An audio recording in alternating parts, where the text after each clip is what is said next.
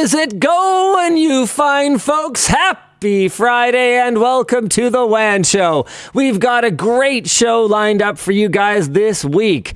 California is introducing... Hold on, where is it? I knew I wanted to talk about this one, but I didn't find it in the... Where is it? The age verification thing? No, California the other one. The better one. But California's doing a lot of stuff, apparently. They're doing a lot of stuff. I'll find it later. DuckDuckGo installs have spiked after Google put more AI into search. It looks like people are soundly rejecting the idea of just everything being all AI all the time. In other news, I forget what our headline topic is. But, right, yes, this is amazing.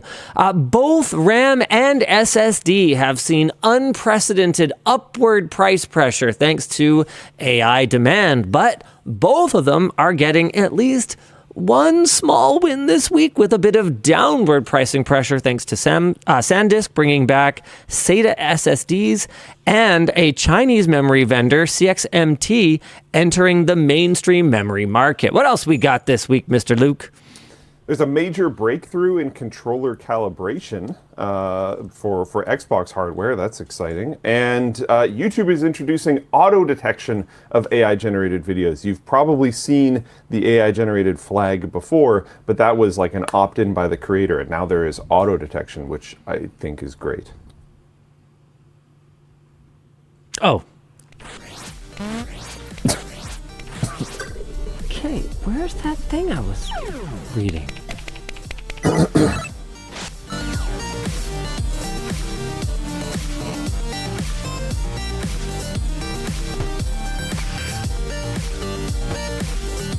The show is brought to you today by Razer. Just Razer, all the time, only Razer. Early in the show, this is fun. Luke and I are going to go head-to-head in Tape to Tape, a roguelite hockey game, and you guys get to participate. If you can guess the winning team, you can enter to win a prize from Razer. And I don't want to spoiler it or anything, but it's like pretty freaking awesome. So you guys are going to want to participate in that. There's going to be a link in chat. And by the way, our wrap partner is, of course, dbrand, as you guys know. All right, let's jump right into our headline topic of the day, which is, of course, that my brain is slow. And yes, here it is. Chinese memory maker CXMT has entered the mainstream DDR5 market in partnership with Corsair. A Corsair Vengeance DDR5 6000 CL36 RAM kit has been spotted by hardware enthusiast WX Nod running CXMT chips instead of the usual Samsung, SK Hynix, or Micron. CXMT is China's largest memory maker, and this is the first time that their DRAM has shown up inside a major Western brand's product. The kit itself is currently China exclusive based on its CN part number, but any memory chip that is produced today is going to be a net benefit, because if only Micron, SK Hynix, and Samsung were able to make DDR5 chips like at all, even within China, then that would be it. That would be the finite supply that is available to gamers.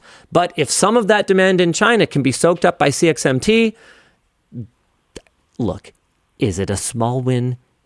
Yes. Is it a win? It's still a W. It's still a W. I'll take a microscopic W over a giant L any day of the week. Yeah. And this is funny. The reason that CXMT apparently has supply to spare is almost ironic. U.S. sanctions blocked them from getting the cutting-edge tools needed to make HBM for AI. So their production lines are wide open to build the consumer DDR5 that Samsung, SK Hynix, and Micron are simply too gosh darn busy to make.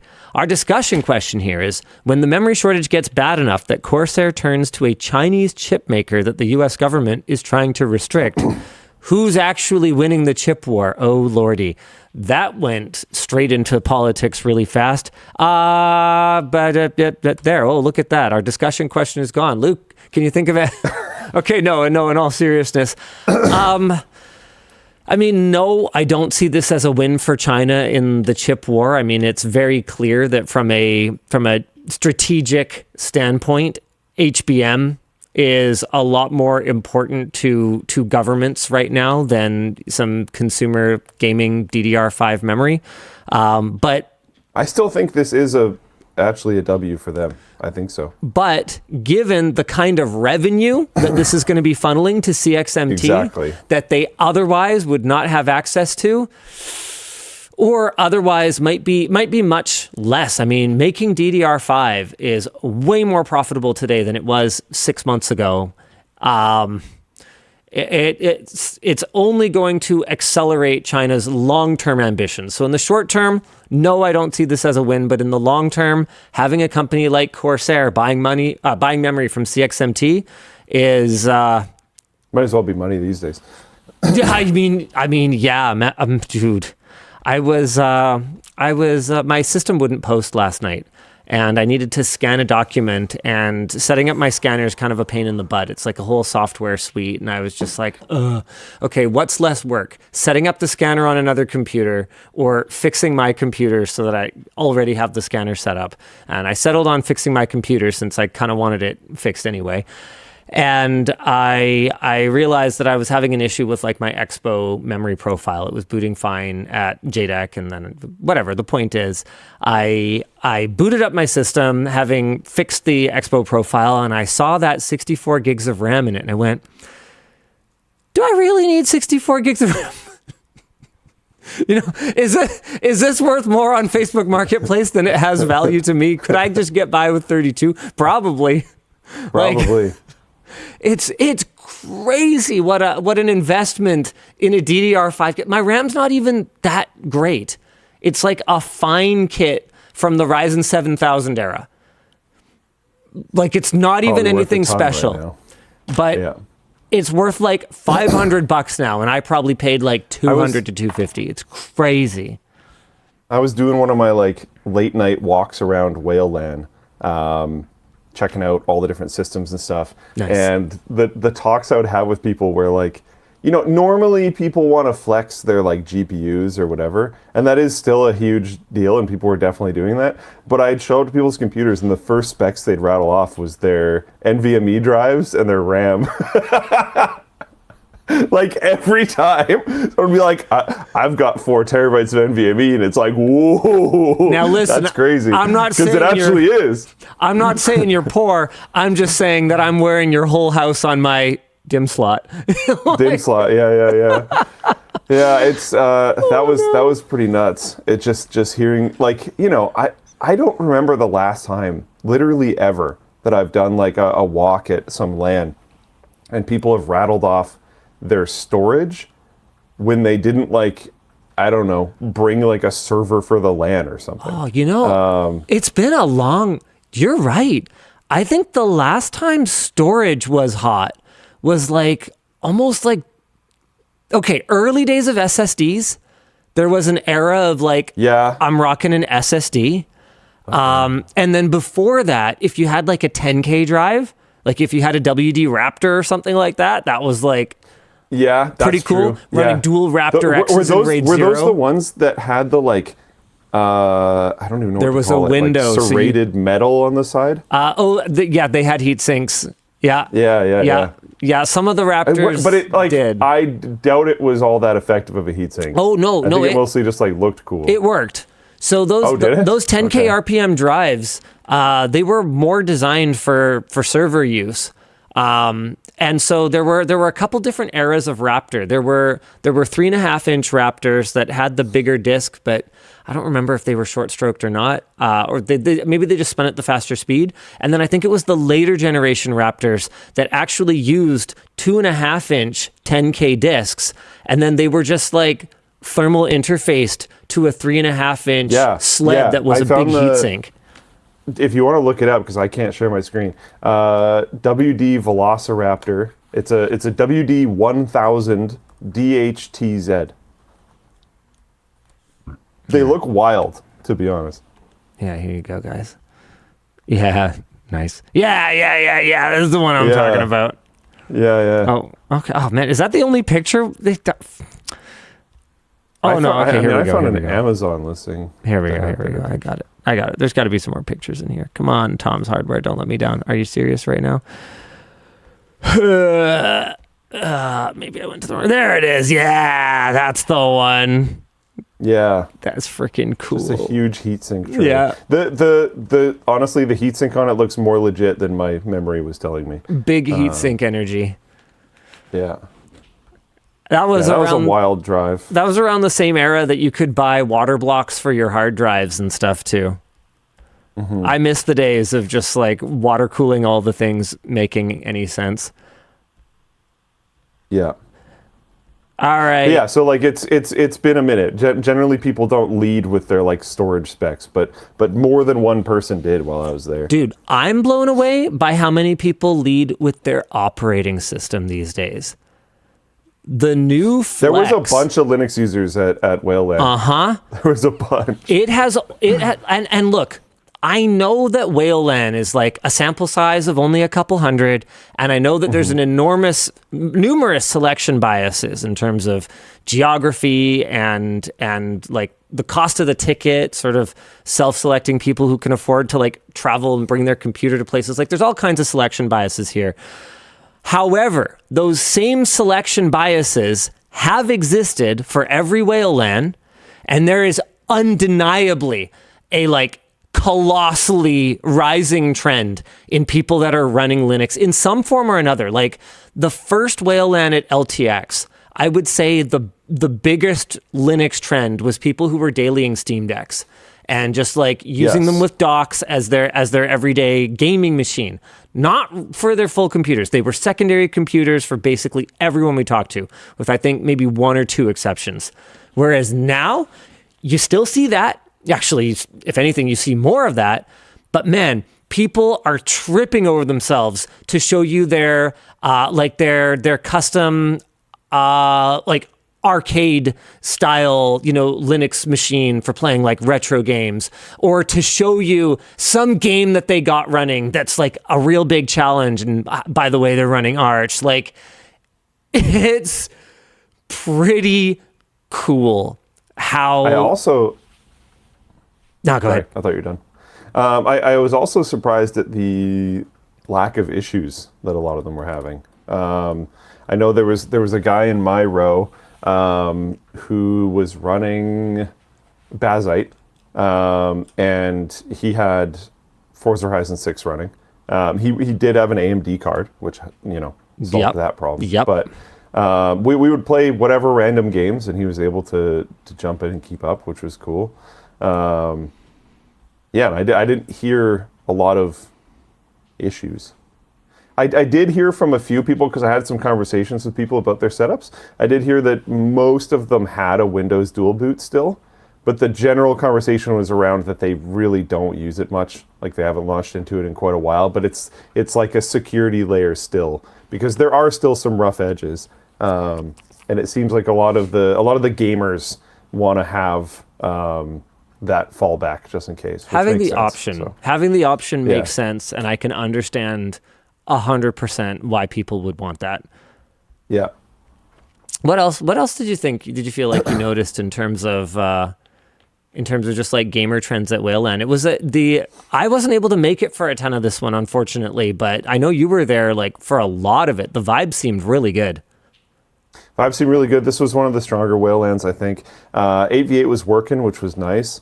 We had that unfortunate... oh man, I got some details from Sean on this that I could probably bring up. Yeah, but, let's talk about it.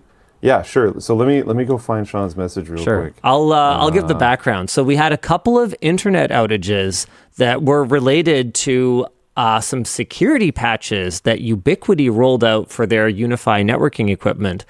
From my understanding, these were high severity bugs that enabled outside attackers to potentially gain fairly deep access to your network. So not applying these patches, not an option.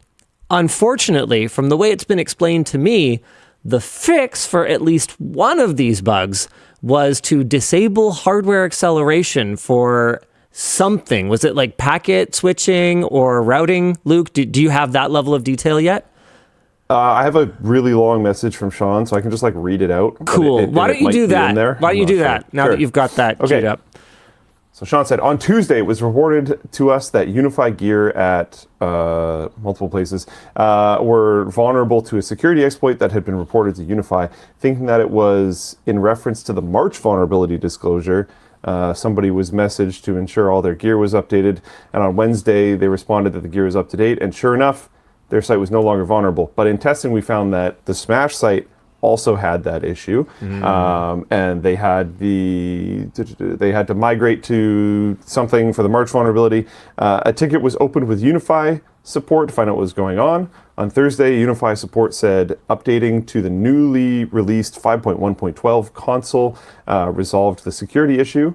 So we did that. Subsequently, Thursday afternoon, UniFi disclosed 5 vulnerabilities, 3 of which were a 10 rating, and one was a 9.7, all remotely exploitable. So we couldn't even be like, the LAN people are probably cool, and just leave it. Like, these were exploitable to people on the internet. Sean updated all the consoles, Smash was done Friday morning. Yeah. So as that an aside, was theoretically in time for the LAN, and everything was Gucci. But as an aside, we'd normally never update a console that soon after a release. Like, usually we wait to update patches to see what happens. And you usually don't exactly want to update things the day before a LAN, but due to the level of vulnerabilities, we went for it. Due to the vulnerability disclosure and the advice of support, we just went ahead with it directly. And the update does seem to resolve the security vulnerabilities, which is great. Which is good. But it turned out that 5.1.12, the update was not just a vulnerability update, but it was a package update containing a number of improvements and bug fixes, with some users reporting it even bypassed the normal early access testing schedule because they needed the security stuff. But user updates on the UniFi forum since Friday have a lot of users complaining about resource utilization issues and random ISP drops. For most, the fix is to roll back to the old version, but that would make the device vulnerable again. Yeah. The only reason we pushed the update to Smash on Friday was security vulnerabilities, otherwise we would have held off. Also, the other consoles updated, blah, blah, blah, okay. This is a very detailed report. Yeah, I was. That was a little heavy. I should have read it ahead of time. That's my bad, not Sean's bad. It's okay. But yeah, it's basically that screwed us up pretty hard at the beginning, because the CPU on some piece of UniFi hardware, I don't remember which, was just 100% pinned, and it was causing issues, packet drops. And I think I heard it was the main core switch. So not the switches that are at each row of computers, because those realistically are not being hit that hard. But the main switch that's up in the server closet, up in the premium members lounge, was just at like 100% CPU utilization. It might have been. I know the piece of hardware that AJ mentioned he swapped was he referred to it as Fortress, so it might have been the gateway. Oh, was it the gateway? Actually, that makes more sense anyway, because we're probably not even doing that much switching. So we had a pretty like entry level gateway, because like whatever, we're not really doing that much with it. But when hardware acceleration and it was able to support Smash Champs just fine, not just Smash Champs, but Whale LAN just fine, and has multiple times in the past. But whatever this thing that they did was to solve the security vulnerability that reduced hardware performance, which I had heard was they turned off hardware acceleration. We needed just a beefier gateway. Yeah. So very luckily, the LTT warehouse is right there. So AJ whipped down the road, grabbed a Fortress, brought it back, upgraded it, and then he said like utilization of the Fortress was like higher than you would normally expect. Yeah. Because I mean, it also had the security update. But it has an 18-core processor in it that apparently allowed it to just brute force whatever it needed to do. Yeah. And there were no more outages. Well, no, and then we had a What? little problem after that, but classically it was just DNS.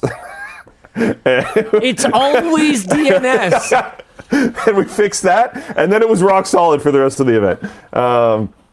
Which is kind of frustrating because there's been like a blip at the beginning of a few of these Whale LANs, but I think everyone has had an outage for some reason or another. The first one, we screwed up.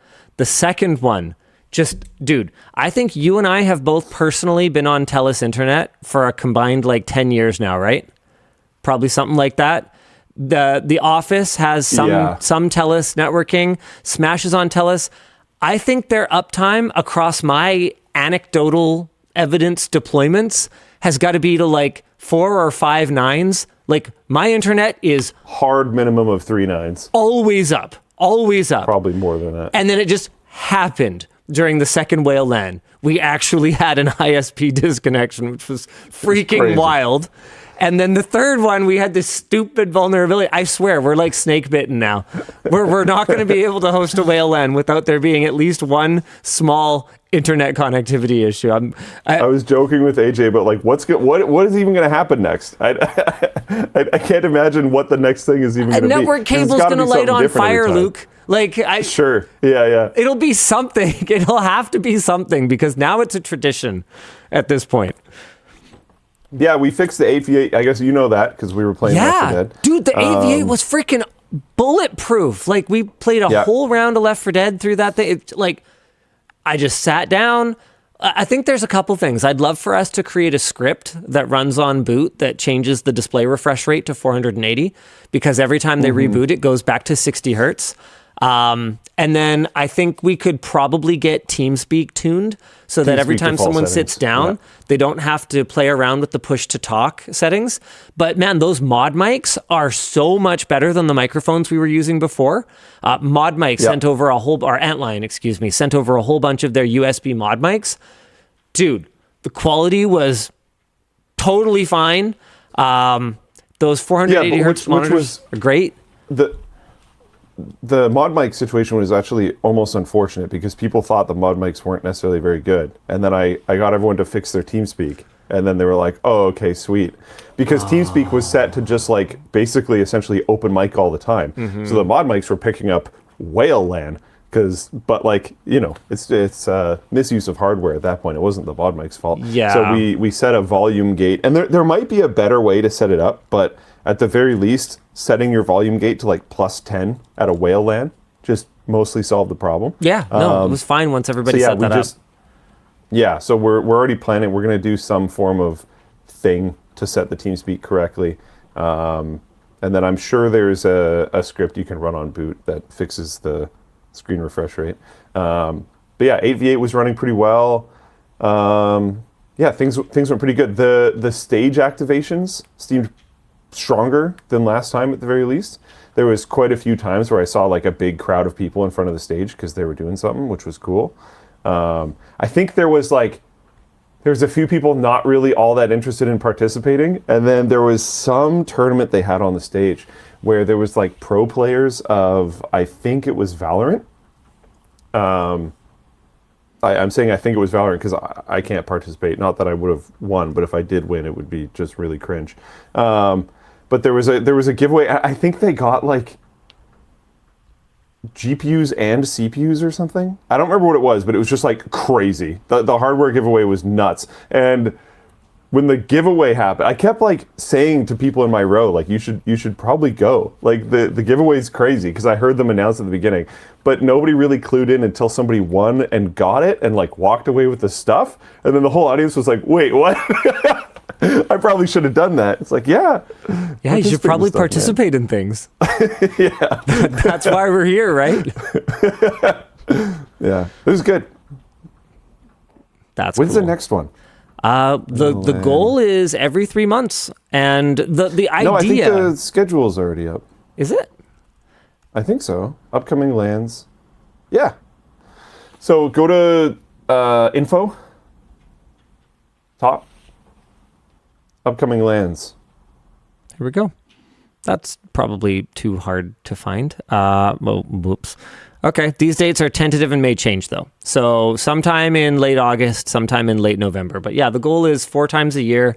And the idea is not for people to go to every single one. 4 LANs a year forever is a lot. A lot. Like I can't Especially if even you're traveling. go to all of them. Like Luke's missed one. I was not really present at this last one. But like the idea is that, for instead of 350 people coming to 4 LANs a year, the idea is that there'll be a lot of churn there, and 1,000 to 1,500 people will all come to one a year. Because it was actually really cool to see how much of our team came out to kind of hang out with the community.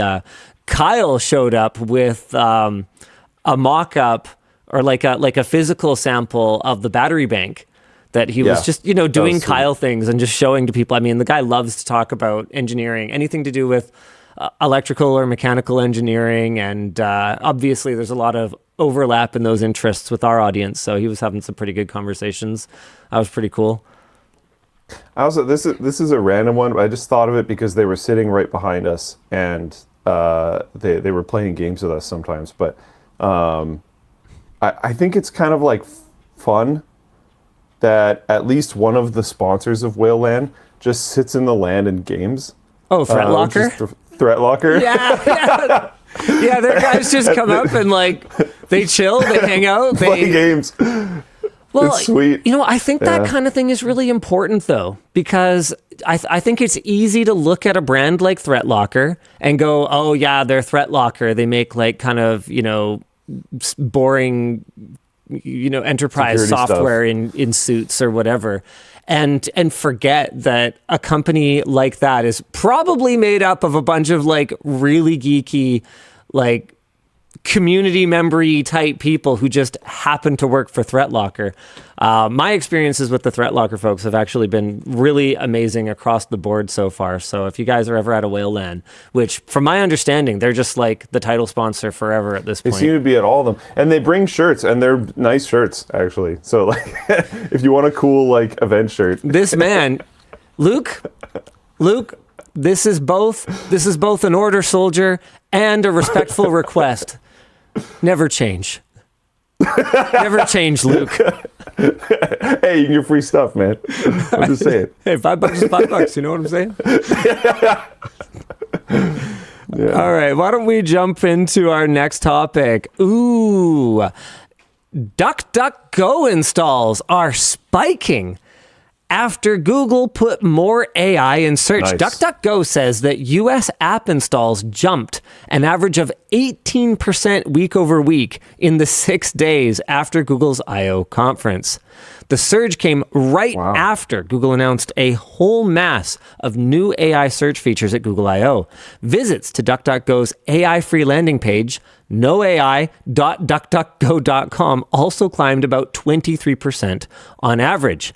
DuckDuckGo CEO Gabriel Weinberg said that Google is force-feeding its users AI with no way to opt out, and it's making the search results worse.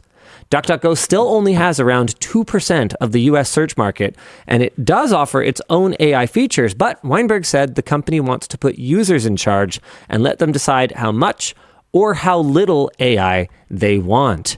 Our discussion question is, with AI overviews / AI interactive quote unquote search, because is it even search at that point? Just being crammed down your throat. Are you ready to just stop Googling things? Yeah, I mean, I've been considering. There's a guy on one of my teams. Nice. Now you're good. Carry on. We're good. I've been considering Kagi. Have you heard of Kagi? I have. I've been considering that. I think I've even Luke's been considering on the show before. Paying for something. Yeah. Okay, well, I don't know. Why don't you explain, I'm not sure. what it is and tell us why you're considering paying for it? Part of the reason I'm considering paying for it is one of the people on my team that I respect the opinions of all the people on my teams, but he's been using it for a long time and really likes it. Kagi is a paid Makes me cringe a little bit. Yeah. But, there's the whole thing of if it's free, you're the product. So, but it's a paid web search. There's no ads. There's no trackers. I think they actually There's no sponsored results. There's no sponsored results, which is honestly a huge part of it, because even Google right now, like, my God, man, there's been some really misleading stuff. Like, the sponsored results are very clearly kind of malicious at this point. Dude, I forget who was screen sharing with me. It might have been today or yesterday or something. Someone was screen sharing with me, and they basically were trying to look something up and couldn't get past the sponsored results. Was that Dan, were you in writers meeting this morning or no? Nope. I think it might have actually been in writers meeting this morning. James was just trying to look something up, and he scrolled past the completely filling above the fold sponsored results, got all the way to the bottom where there was more kind of misleading or sponsored results, and then he had to go back up. People are like, yeah, there. I think that's the one. Yeah, there it is. Unbelievable. Remember when Google's whole mission with search was to help you actually fucking find something? What happened? Yeah, it's a little wild. I don't know. It's interesting. Kagi has some AI integration stuff. They also have an AI philosophy tagline thing explaining how they want to use it and why. And I think you can kind of choose to not engage. They have something called their Kagi's Small Web, which I think is pretty interesting. It's interesting to me because Kagi is a paid thing, but then it says Kagi Small Web is prioritizes authentic human voices. This curated collection features only non-commercial sites submitted by real people, browse by category or at random to discover hidden gems created for passion, not profit. I think it's interesting. It's interesting. It's not it's also cheap. It's not cheap, which is why I haven't done it yet, because I've known about Kagi for a while. I think this isn't even the first time I've talked about it on WAN Show. But however, I don't know. And I would never endorse this. The family plan is only $18 a month if you buy it yearly for $206. So that's $216 a year for 6 people. So what does that work out to? And I have no idea how they enforce this. Maybe it's only 2 adult ones, and then all the other ones are only kids. It doesn't look like it. It looks like they're professional plans. So what would that work out to? $216 divided by 12 divided by 6 would be only $3 a month if you have a big family and your family is 6 people and your family has a convenient pay app or whatever else, if you know what I'm saying. So yes, it can be pretty expensive, $10 a month for the professional tier. It seems like, kind of a downer, but there are ways to, maybe not as much. I mean, realistically though, would you use more than 300 searches a month? Do you do more than 10 web searches a day? Currently. Because that's only $5. Currently. It's only $5 for starter. My problem is that there are days where I use way more than that, but I also have to assume that there's days where I use practically none. Yeah, 300 searches so and 300 AI interactions per month with standard models for $5 a month plus tax. I think that's a pretty reasonable place to start, which is probably why they call it the starter plan. That makes sense. They were way ahead of me. This isn't an ad, but if you're interested, you can get 100 searches for free, so you can at least try it, which is nice with a product like that. Have you tried it out yet? Use DuckDuckGo. No, I haven't. Okay. I really should. When we were doing the... I've been... Sorry? When we were doing the DeGoogle Your Life series, Emily was working on this project and showed me how well it works, and I was really impressed because on the one hand, obviously they don't have the sheer data volume of someone like a Google. But on the other hand, when it turns out that when you're actively trying to find the right result rather than just force feeding whatever sponsored garbage you're being paid for, you can overcome a lot of that. That's interesting, man. I'm gonna commit. I will at least try it before I get back from my trip. I will have tried it. That'll be my thing. Because like it's the Google search stuff is getting really whack. I was trying to usually when I do a trip like this, I'll just Google like right now I'm in Japan, so I'll just Google like what time is 4:30 p.m. PST or 4:30 p.m. in BC because we've been messing around with our time zones in Japan, and it'll just link to like time zone converter or whatever that is already set for those things. So I just click on the link. I don't even have to do anything, and it shows up perfectly. This trip, I almost screwed up the start time of the show because the AI search thing gave me the wrong result. And the only reason why I got it right was because it like sounded wrong to me. Yeah. So a few hours later, I searched it again, and it gave the right one. But I didn't even type it again. I like clicked on my previous search, and did the previous search thing. So like it wasn't a typo or anything, and it just I don't even know like how that necessarily happened, but it got it off by an hour. So like I was almost an hour late for the show. Unreal. So it's just, and like stuff like that is like, man, I don't need that. That is so unnecessary. There's a lot of things I've used Google search for in the past that it's just worse at now. Jamie from CW is in the chat being all like, if only Linus would actually wear the shirt that's hanging on the back of his chair. Jamie, you hung it on the back of my chair. Why would I see it there? You got to put it on the front. Anyway, I'm going to put this on. Should we just talk about it now? Because I feel like this is one that's going to resonate a lot with our audience. Dan, should we just do that now? Apparently, we're just going to do that now. Oh, Dan's putting on his shirt too. All right. Luke, I'm sorry. You're missing out on a really good one this week. We'll have one for you. It'll be here when you get back. Nice. I still don't know what it is. Guess what, Luke? What? It comes in tall. Hey! I like it now. Are you ready? Then you say, aye, aye, Captain. Oh, hey! Oh, cool. Nice. Okay. I like it. Dude, I love this design. This is from Ashley from CW. You know, it's a sentiment that at various points in my life, I have aligned more or less with, depending on, you know, everything that's going on. But I think that it would be an ice cold take for me to say that the alignment is happening more lately. It just feels like so many things belong to us less than they did last week. If that kind of makes sense. So here I'll talk through the talking points that I've been given from the CW team. If I can find them, God, I can never find them. Here they are.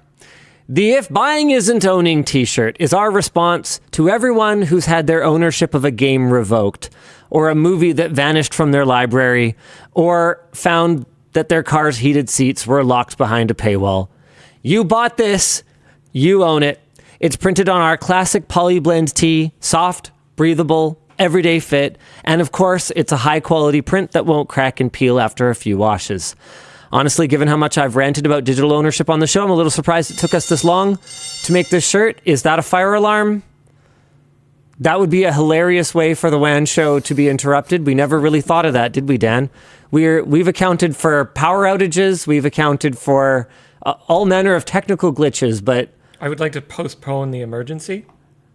Yeah, could it just wait until the WAN show's done? They're just testing them, I guess, right? Do you know about this? No. Have you heard about this? No. Never heard about that? Why would you test them? Sounds like irresponsible. Because if they go off, then there's an emergency. Right, if they don't go off, then there's no emergency. Which means the WAN show can continue. That's flawless logic to me. All right, he's gone. That works. Anyway. That works. You can get yours today at lmg.gg/owning t-shirt. what a great picture of Riley. Okay, Galaxy Quest is worth buying. Just throwing that out there. Oh yeah.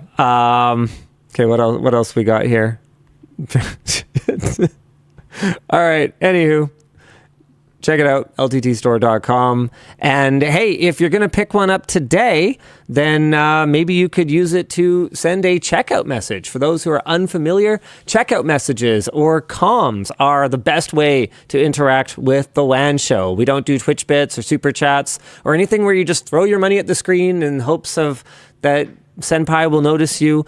We believe that if you throw money at your screen, you should get high quality merchandise in return. So all you've got to do to send a checkout message is go to lttstore.com, add an item to your cart.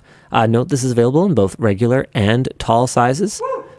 All right. And then when we're live, you will see this interface where you can put a checkout message. That checkout message, after you check out, will go to producer Dan, who will curate it for me or Luke to respond to, sometimes Dan to respond to, sometimes all of us, or will respond to it, or he'll just pop up a little thing that's like, hey, such and such bought a shirt. Shout out my mom, or, whatever else. If your mom watches the WAN show, that's cool. Cool mom. Anyway, Dan, do you want to show us a couple of curated checkout messages? Yeah, sure. First one here is for Luke in all capitals. What was in the USB, Luke? Did that Linux episode go live? Or what are we talking about? Yes. Is that? Yes, it did. I think we all want to know the answer to this, Luke.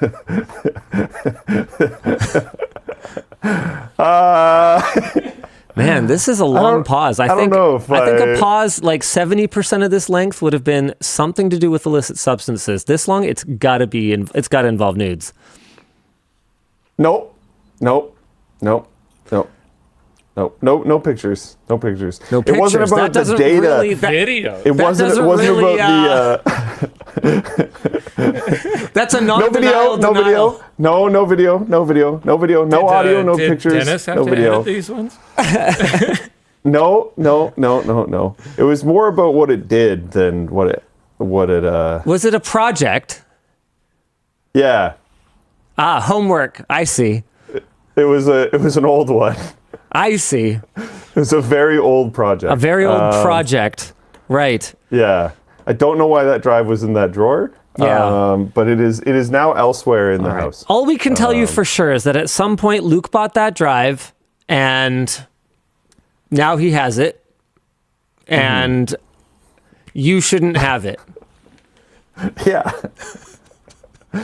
Yeah. And if you find it, don't plug it in. Or do, it would be funny. Next call. Get you out of this. I hadn't seen the video. I'm sorry. I didn't know. Thank you. Oops. Yeah. Howdy, LLD. A Spotify VOD guy here. How would you suggest someone who produces their own podcast ways to increase their audience? And then in brackets, we're an occult podcast. Wow. I mean, that's got to be a growing segment right now. Spotify VOD. Right? A cult podcast? Yeah. Probably. Not a cult, an occult. Yeah. Like, otherwise, I would like witchcraft and stuff, right? Yeah. Occult. So like the afterlife and like that sort of thing, supernatural mysticism. Yeah. I mean, I think that's a growing market. I don't know if we're the right people to talk to about how to grow your podcast. We don't do anything. we don't do anything at all. We don't even the same edit our thumbnail podcast. style that we had. I put it on we don't edit our podcast. We have the same thumbnail style we had genuinely like 13 years ago or something. Like that, yeah. I don't think we go out of our way to tell anyone about it. Yeah. Do we advertise the WAN show in our like mainline content? Have we ever at all?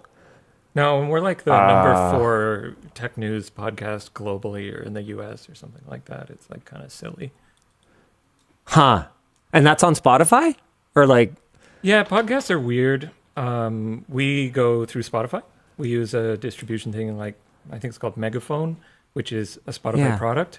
But podcasts just go everywhere simultaneously. It's really cool. There's no like, you have to upload it to everything. You just upload it somewhere, and now you can listen to a podcast. Right, yeah. But it gets like hundreds of thousands of listens and downloads per month. Right, yeah. Cool. So, yeah, see, I don't... Just put it on the internet and then do nothing else. Yeah, that's terrible and then you advice. get hundreds of thousands he's gone. of He's done. followers. What we did was we put it on the internet, and what the something else that we did was a lot of other things, and then we just hoped that people would find it. Start a Because YouTube it channel used to- with 17 million subscribers, and then your podcast might get a few hundred listeners. Find a charismatic co-host. Yeah. Do a big like face reveal where he has a Hey. broken arm. You know, I mean, look, if they want to follow our playbook, they've got to do everything step by step. That's true. The broken arm is That's true. essential. I don't think the WAN show would be what it is today if not for the broken arm. I mean, it wasn't really broken. It was more damaged. And you could get like you could get into merch. You could do like Excuse me? branded. Excuse me? No. They would do merch. It Oh, would be they would like- do merch. it was I like see. Branded, like summoning candles. Oh, And like you could do embroidered robes and things like that. hey, doesn't That's Dennis gotta be a doesn't market. Dennis have a candle side hustle or something? He did. I don't know if he still does. Does he still? But he did for sure. Hold on, Dennis So Liao. Dennis Occult Candles. crossover candle merch Hold on, would be this- kind of cool. Okay, this has got to be. Hold on, is this still a thing? First result: buy, left 10-year job, LTT. Okay, well, yeah, we miss you too, Dennis. All about Dennis. Missing candle. Okay, I don't see anything about them. Is this a thing? Does anyone know? No one in chat is talking about it. Okay, well, anyway, maybe you'll have to find a different supplier for your candles.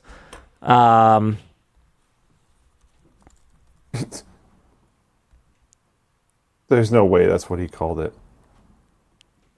Uh, Are these it? No, I don't think this is it. Yeah, this is from like Okay. Knoxville. Forget this. Anyway, yeah. Okay, so candles. What else would be like? I mean, obvious. There's the obvious ones like a Ouija board, but I feel like Ouija board's got to be like old school, like not cool anymore. There's got to be like new, trendier, occult gimmicks, right? I mean, again, you're asking probably two of the least supernaturally attuned people on the face of the earth. We did a water bottle. They could do a blood chalice.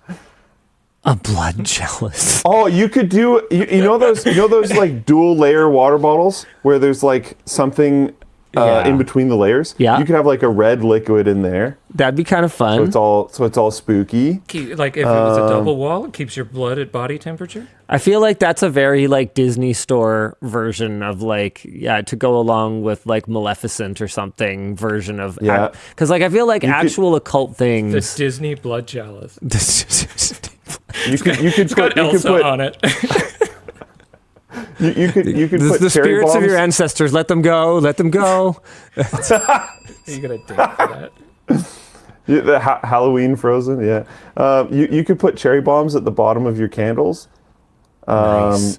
so that like you just have random explosions in your house. But they're not like super loud or crazy. Right. They're just a little bit. Yeah, so I think you a feel cherry like it's bomb. haunted. I think a cherry bomb would be pretty loud, Luke.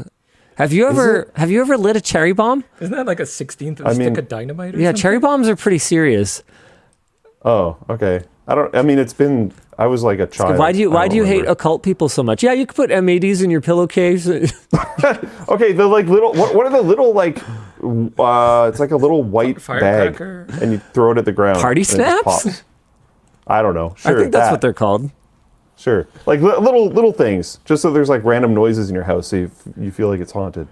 You could make an app that just randomly puts like 98% transparency pictures of people in photos. I mean, if you wanted to really make money and grift super hard, is you could make an app that lets people talk to their dead relatives, so they could just input everything about their dead relatives. You make it some like AI thing. I bet that already exists anyway, though. God, I hate that that's like a real thing at this point. You could make Crap, what is it called? What are those, Sapphire says that exists. What are those like paperwhite displays called? There's a name for it. E-ink? E-ink. You can make like e-ink tarot cards, so people could like change the theme on them. That's actually sick. Yeah. That one might actually not be a bad idea. Yeah, I feel like there'd be a lot of cool, like supernatural kind of stuff that you could do. Well, you can. The best part is you can just make it all up.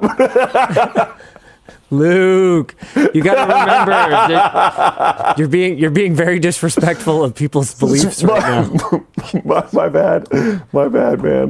My bad.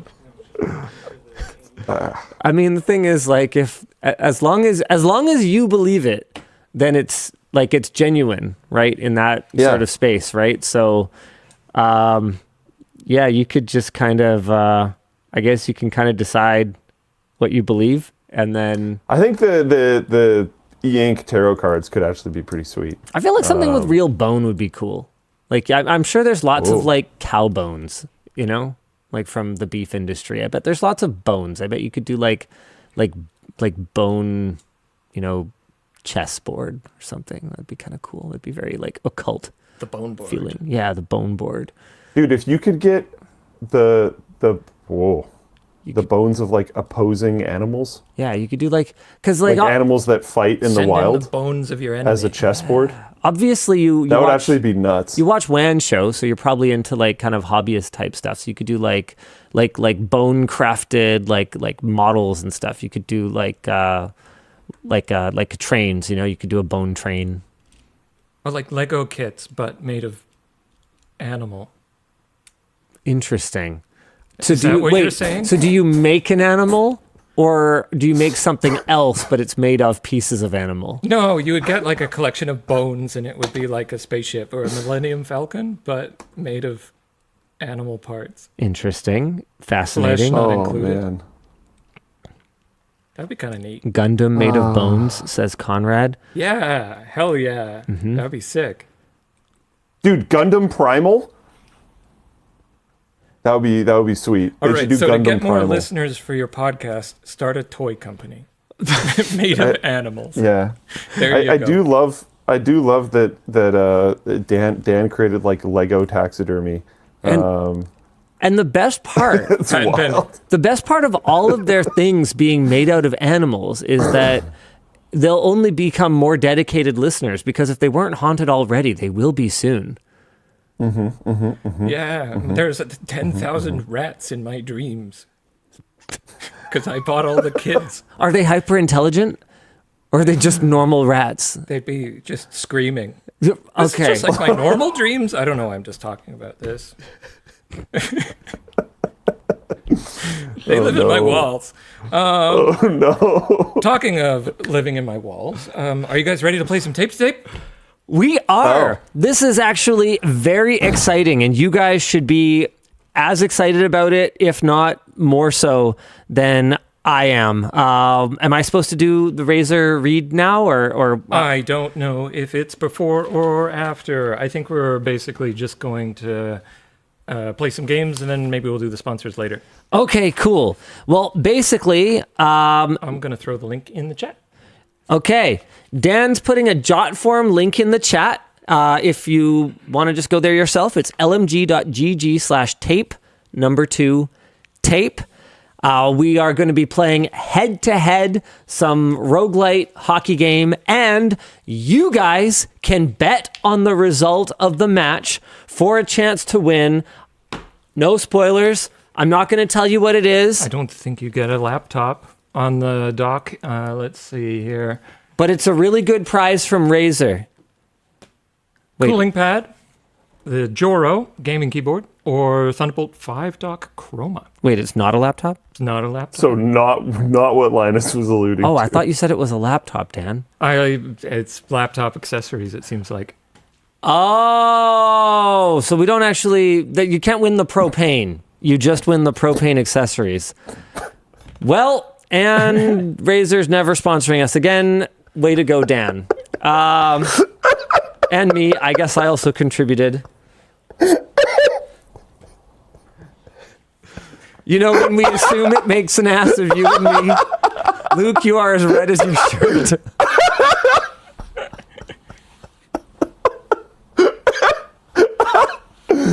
Oh my god, okay. I mean, technically, I've never promised the laptop before. You might win this. You're not going to, but you might. So do you remember when the guy asked about growing his podcast? I'd strongly recommend not alienating your sponsors as part of your overall strategy. To be fair, this is on me, so maybe I'm banned from. Oh man, maybe I'm banned from Razer. Well, I'll make it up to them. Razer, we really, really appreciate you sponsoring the WAN show. Please don't stop sponsoring the WAN show. I actually miss your chairs whenever I have to do a remote WAN show. Thank you, Razer. Now let's play some video games, which Razer stuff is really good for. I've got my Razer Wolverine V2 controller here. Okay, I'm gonna be playing some tape to tape, and you guys can go ahead and you can place your bets. That's in the job form, right, Dan? Yes, it is. Prizes are at the top of the job form. I guess we'll get our other participants in here and get set up.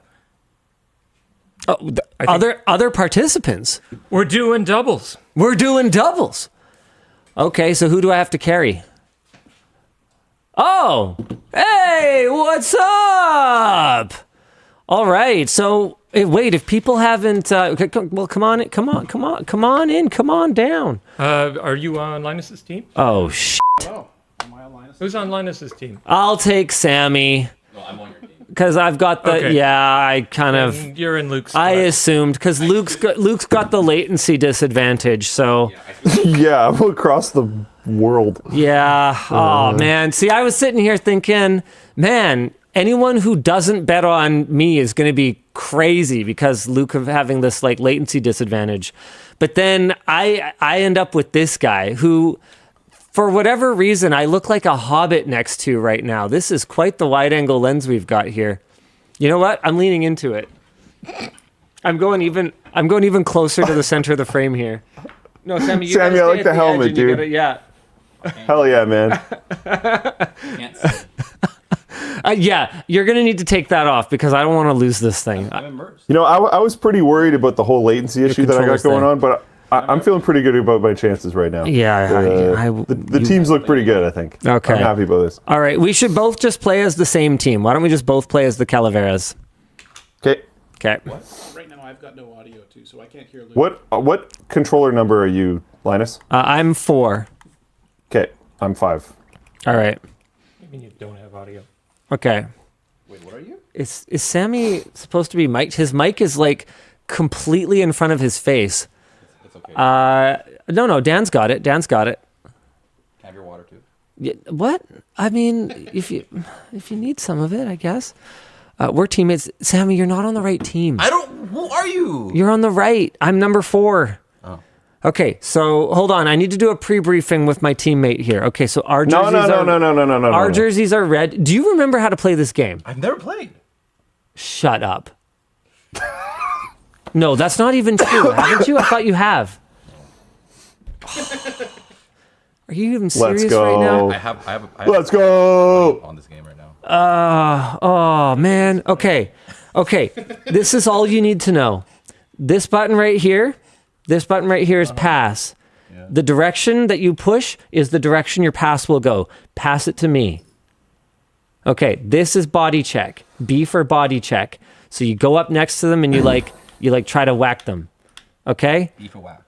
This is Sammy, shoot, if you but aim at your own net and you press X, it just automatically sends it to Linus. No. It's an automatic pass to your friendly player. He's trying to get you to own goal. What? I can't even hear him. I have no headphones. Okay. I'm playing audio list. All right. Terrific. But I don't have audio. So then we have same advantage. This is brutal. Oh, you want to pull? Oh. Thanks, Razer. Okay. I listen to WAN Show. Actually, Sammy, oh, this is terrible. What? What are you complaining about? Why complain with me? I'm not complaining about anything, Sammy. This is great. Okay. I struggle with bad leadership. Okay. Seriously? If we somehow win this, it's going to be a Christmas miracle. So here's what we're going to do, Sammy. Oh, you're already readied up. You haven't even picked a position yet. This is positions? It's hot. Okay, who keeps entering? I'm not pressing anything. Okay, hold on. You get okay. Sammy, press B. Okay, now press Y. Yeah, you're going to be our left winger for better or for worse. You know I don't watch hockey either. I did not. You should also go left winger. I did not pick Sammy for this challenge.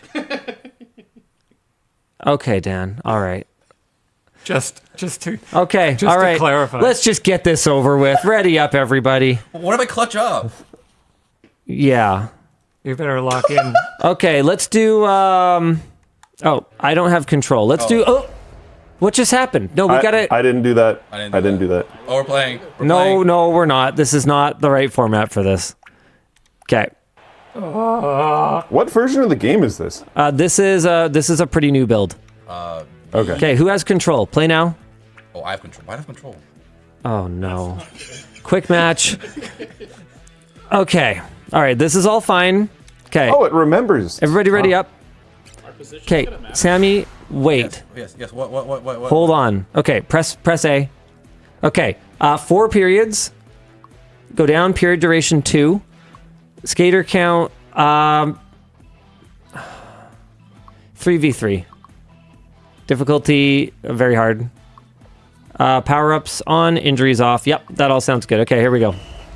Thank God. All right. Off. Well, we're boned. We could win. You don't know.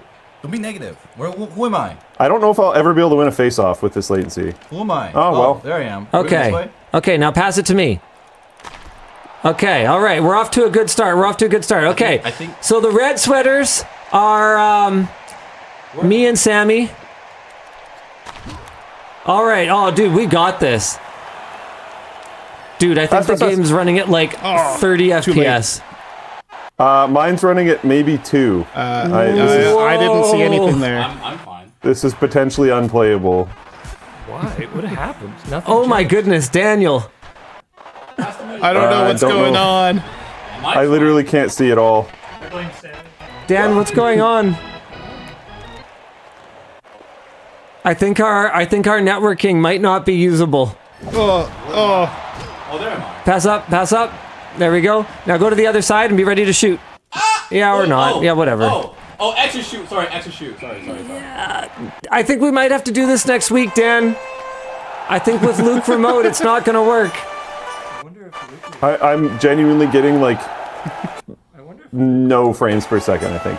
yeah. I think it would average out out to 0. for me too. Yeah, I think this might not work, everyone. Wait, well, how are we?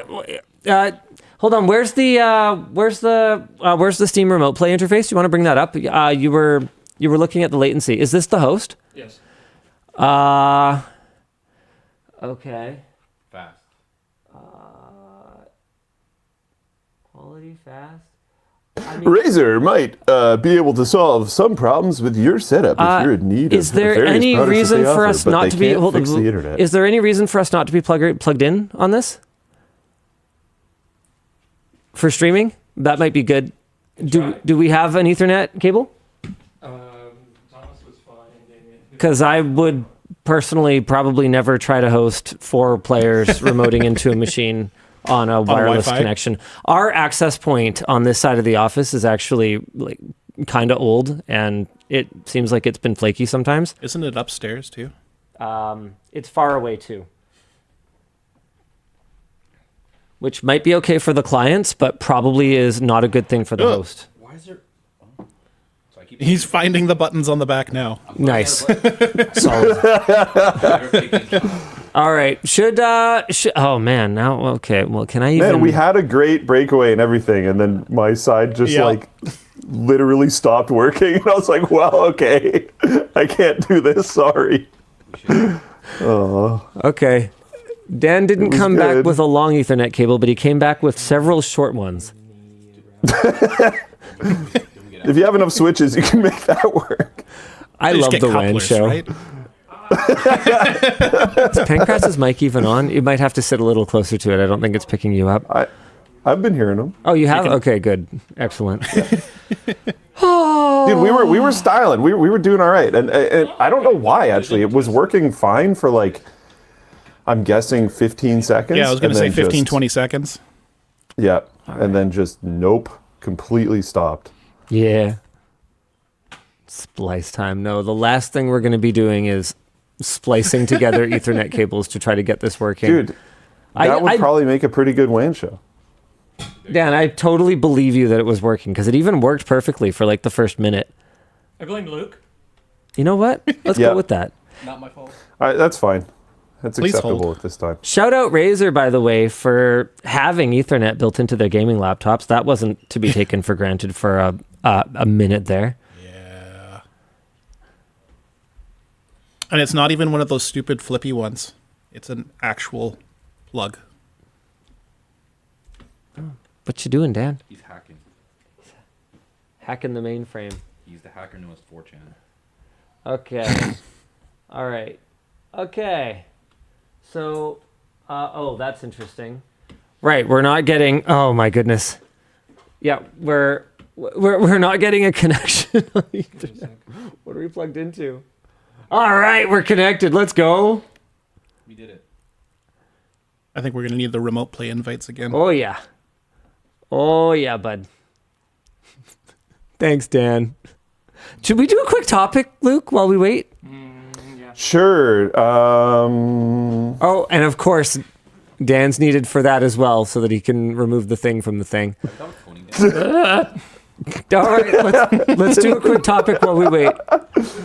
With guests, sure. California moves to exempt Linux from its upcoming age verification law after backlash over forcing operating systems to collect users' ages.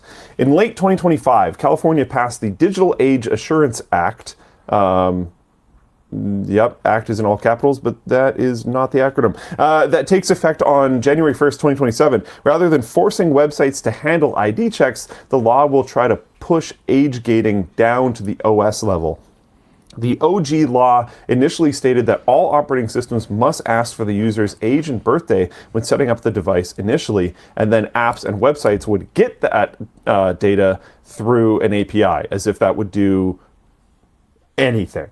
After a bunch of pushback by the open source community, especially for accountless Linux distributions, the argument was that they would be legally obligated to build age tracking APIs. Buffy Wicks, the same lawmaker who wrote the original bill, just fast-tracked an amendment to exclude any OS distributed under licenses allowing users to copy, redistribute, and modify the software. So essentially, if an operating system is open source, private, non-commercial, then it will be excluded. Unfortunately, SteamOS is in a bit of a gray area, as while running Linux, it is tied to a proprietary app ecosystem of the Steam store and client. Is it? Oh man. I mean, okay. It is certainly, it's not, can you run SteamOS without logging into Steam? Because that's where I could see the distinction happening. It's never occurred to me to run SteamOS without logging into Steam. Yeah, why would you? Luca103 says yes, I think. Yeah. Which is... Have you ever tried to run SteamOS without logging into Steam? No. Yeah, that's never... Do you know if you can? Like, at what point in time do you have to log into Steam when setting up SteamOS? I think it's like on. It's right away. Yeah, it's like right away. Like you install it and then it dumps you onto a login screen. I don't know if there's a way to get to desktop mode without logging in though. And if you could, then theoretically, I feel like Valve could change that pretty easily. I feel like they would if it allowed them to too. circumvent this. Yeah. Even that doesn't seem like a long-term problem to me. With that said, I mean, okay, Steam already asks you your age anyway. That's what I was about to say. So I'm not even sure what difference that would ultimately make. Dan, should we? Okay, let's. I mean, we can finish any conversation around this. Sure. I also wanted to jump in and talk about the other bill that's going down in California right now, and that's one that would bar publishers from switching off game servers without thinking of players. This passed a California State Assembly vote. I believe this was, I think this was earlier today or yesterday or something like that. But basically, okay, I read a different summary of this earlier that, from my understanding of it, pretty much said, yeah, you can turn off your game. That's totally fine. We can't expect people to support a game forever. Yeah. But if you do, you have to provide, I believe it was 60 days of notice. Chat, jump in and help me out because this didn't end up in the notes. But I believe it's 60 days of notice. And then at the end of that 60 days, you have to provide some way for the game to be accessed. You have to provide the code or you have to provide some way for it to be accessed. And that's pretty much what Luke and I have been asking for since games as a service was a thing and servers started being turned off for things like MMOs, where at least back then there actually was a very compelling reason why it had to be always online and why so much of it had to be server side. Nowadays, I'm not even convinced that a lot of the games that are so dependent on online services even need to be. They just are because, I don't know, you or something. I think it's noted that it's only for games you purchase, not free games. I'm 80% sure about that because I read this yesterday as well. I think it's only games you buy. It's like buy to rent. It's not buy to rent anymore. Oh, I see. Yeah, so like, League of Legends would be it can die and then that's it. Right. That actually kind of makes sense. I'm intelligent. It's what an intelligent person would say, right? Oh. All right. Should we take another crack at our game thing that we have going on here? All right, and let's give it a shot. What are the odds that this is going to work? Whoa, okay. Leave without saving changes. Cancel. We can start it again. Okay. Oh, we have a man. Here we go. I am center. I'm not in the game. Hold on. I'm trying to join. Brilliant. Genius. Love it. I heard something. Really loud. It says the host is busy. I am busy. Sammy. What? You can literally see my hand. I pressed nothing. You want me to take center? Oh man. Yeah, actually, yes, absolutely. Okay, and actually, cancel. That wasn't me. That was me. Sorry. I'm actually gonna take defense. Sure. I mean, Yeah. we've only got 3 players. Okay. Okay, I'm resuming now. Here we go. Where am Oh, wait. whoa. I am not assigned to a player. 1 sec. Yeah, we've only Sorry. got wingers. Sorry. Okay, I need to be right defense. Okay, there we go. Okay, I'm good. We good? Okay, Sammy, What? you can resume the game. What? All right, here we go. I'm anxious. Where am I? I have no stick. Oh, there am no. I have no stick and I must scream. Have you thought of getting a stick then? I don't know. What are you doing, bud? I'm trying to tackle. I was buying time so he could get his tackle? stick. What am I supposed to do? Oh my goodness. Oh my goodness. I'm dead. How are we not totally... Oh! Watch this. Watch this drive. Watch what? What do you even... Watch this Watch drive. this drive. Pass, Sammy. I need to clip. Oh my god. I would legitimately How did that not? rather it go my to God. my AI at this point. What do you mean, though? Oh.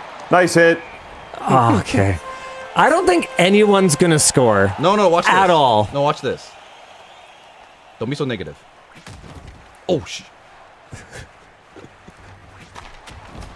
Wait, I'm trying to beat people up. What the heck? Oh my goodness. Okay. We have this. Oh, pass to me. Dude, I'm so slow.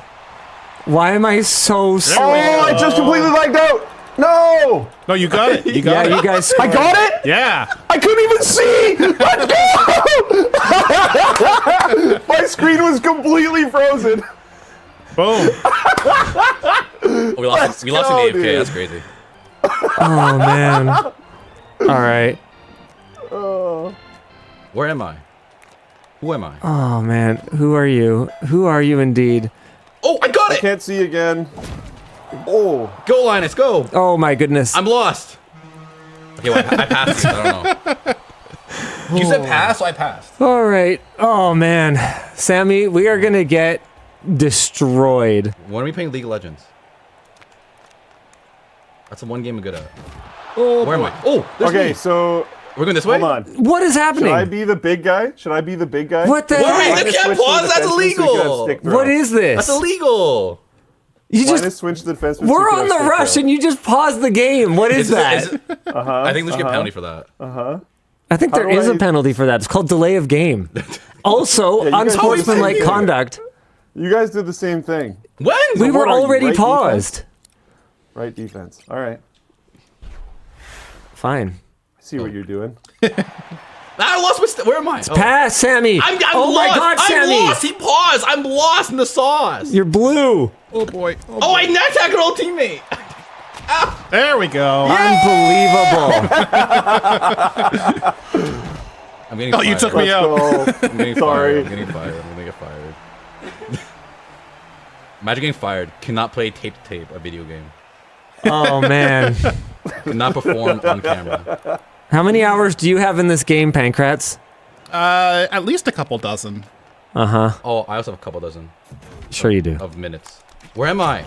Oh, there I am. Unreal. Watch this. Oh. Ah! What am I watching, Sammy? You're watching them score. Oh shoot. I mean, yeah, I I'm missed. definitely watching that. Well, so how do I throw my stick? You can't. Well, why can't I?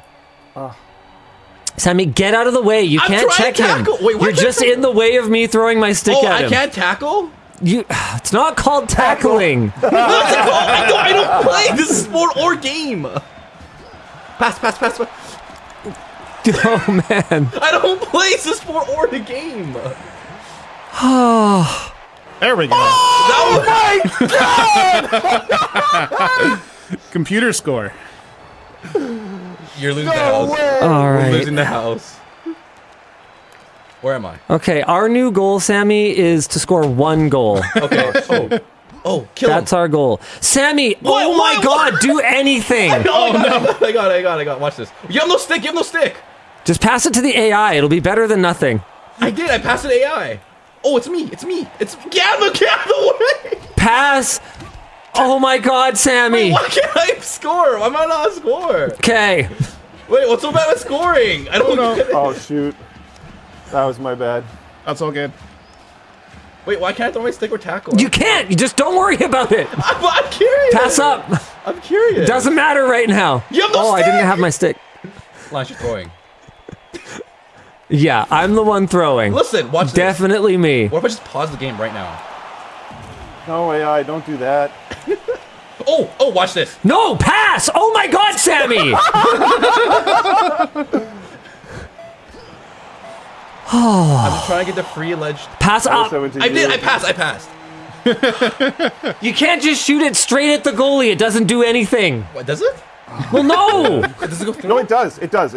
Okay, see, Linus I is trust Luke. Speaking crap. Listen, I trust Luke. Why? You shouldn't. What do I do? I don't know what to do right now. I don't know. Okay, Who's here that? we Who's go. screaming? Who's with me? Me. Who's with me? That's all. Okay, pass it over. Okay, here we go. Oh my God, Here you we go. passed to the You AI. said pass to the AI. You said pass to the No AI. stick on So I me, no passed to stick the on AI. me. I said pass to me. Okay, originally you said to pass to the AI. There's- oh my goodness. What the heck is our guy doing way back there? Business team's have no gonna idea. kill me. Yeah. Wait, why? Why? I'm not coming into work on Monday. Wait, Oh why? gosh. Wait, why? Wait, am I doing bad? Oh my God. Oh no. Go AI. Oh no, my mic's hot. Oh, that's not good. What? Oh, he got I'm bowled. coming. Move, get my way, Linus. No, Sammy, you get out of my I'm trying to way. get the puck. No. Why can't I get Audio. the puck? Oh man, What do I do? What should I this do is then? actually worse than if I was just playing myself. Yes! Go Patriots! Wait, okay, hold on. What was to do? What was to do then? Am I gonna have to sub in? I probably played more. Sammy and I together. What am I room supposed to do? temperature IQ. If I can't get this thing, what am I I've supposed to do? played a Honestly, video with- game with before. With my latency issues, I'm barely even here. So really, I think this is just Linus losing the game. Yeah, I mean that was my bad just now. Oh, I got it. Oh, I don't got it. No, you don't got it. You can't just like assume you've got it. I got it. No, you don't. I got tackled. You're not the first one. I could be the first one. Wait, you don't even have your stick. Where did my stick go? I'm dead on the ground. This is unbelievable. Linus, do you still appreciate me? Oh, Oh man, You didn't answer my question. Oh, I missed. Oh, I got. Just get out of here. Doesn't even matter. Nothing matters. Listen, I got it. Wait, where's my stick? I got the stick. Oh, What the? No. what do you mean no? You know I got what? it. Fine. Yeah. Sure, one. fine. You know what? No, I'm not. Okay, fine. We got one. Unbelievable. Rats a rap, everybody. great job, Sammy. You're killing it. I'm killing somebody. Oh Tackling man. them. You're Yep. tackling Yep. them. good job, Tackling Sammy. them. Sammy almost soloed that. Do you have high blood pressure? Sure. Sammy was behind the net, Luke. Just a reminder. I passed. Like yeah. Sammy's gonna Yep. end up with no blood pressure after this. Dude, I'm low. Behind low the net is cortisol. the spot to be. Clearly, you guys just scored from there. Low cortisol type B. Oh. I got it. See, look at that. Okay, hold on. missed it. Hold on. Okay, I'm holding. Sammy, pass it back right now. No, what the? You said hold Sammy, it. what the hell was Luke? beefing? You was beefing. Luke said pass it.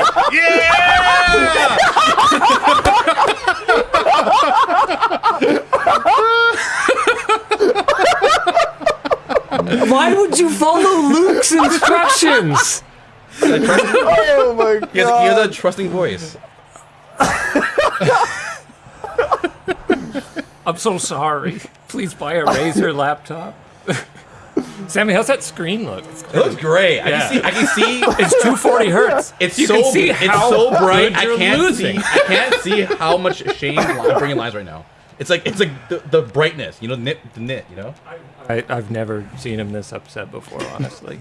You've never seen me play Tape Positive before. win. Sammy, why is everyone standing around with me? Why are you following me, What do Sammy? I do? What do I do? You Just go anywhere other than right next to me. I did. You got mad. Oh at my me. goodness. I do anything to shoot. get mad. See, I got it. Oh, No, you didn't get anything. I got it. Oh, I don't got Yeah, it. but you didn't shoot it. Okay, but you got mad. That's Hold my on, hold shot. on, hold on. Oh.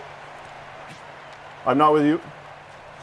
I mean, it doesn't matter. Pancrats and an AI is better than me and an AI and Sammy. Oh, man. This is absolutely pretty far back. Positive WAN show. brutal. Positive WAN show. Positive WAN show, right? Oh, it's not very positive. Nice. Oh! Oh, what? Nothing's happening. No, it flew. It flew. pretty far back I'm again. surprised. Nice. Really? See, Holy he smokes. shot ratted it. Why can't I Is do that that? 5-hole? It went right through him. No, Watch No, this. it didn't watch go. replay, It was watch a replay. rebound. See, why can't mine do that? Well, because you're never in the right spot. You're not right in He went front. straight. what's It went five through his hole? legs. Wow. Why can't mine do Crazy. that? Because you play League I of don't see Legends. 5-hole that often in this game. Yeah, I think Pick up a video game. I think this is a bigger Oh, issue. I'm lagging out. It's all you. I'm lagging out. Oh, Oh, I'm lagging out. Sammy, I hard don't carry. know. Whatever. Just give it to him. Sure. Fine. no. Nice. Don't be so negative, Linus. What do you mean negative? I'm just telling you what you did. Listen, half the battle is positivity. Oh my How goodness. do you throw it? You don't. You're not. You can't. How many times do I have to tell you? You I can't. did though. I did though. No, you didn't. You can't. I could if I really believe. No, you can't. Oh man, why did the AI pass to me there? Unbelievable. I don't got it. Unreal. Not with, not with you. That was all the AI. Oh boy. Oh, nice throw. Oh, I got it. I'm down. I'm down. I don't know. Just do nothing. That's fine. I'm trying to get an angle, but you don't have a stick. Just dump it down Oh there. man, pass up. Maybe we can still. Oh sure, or just shoot it at the referee. Just do that.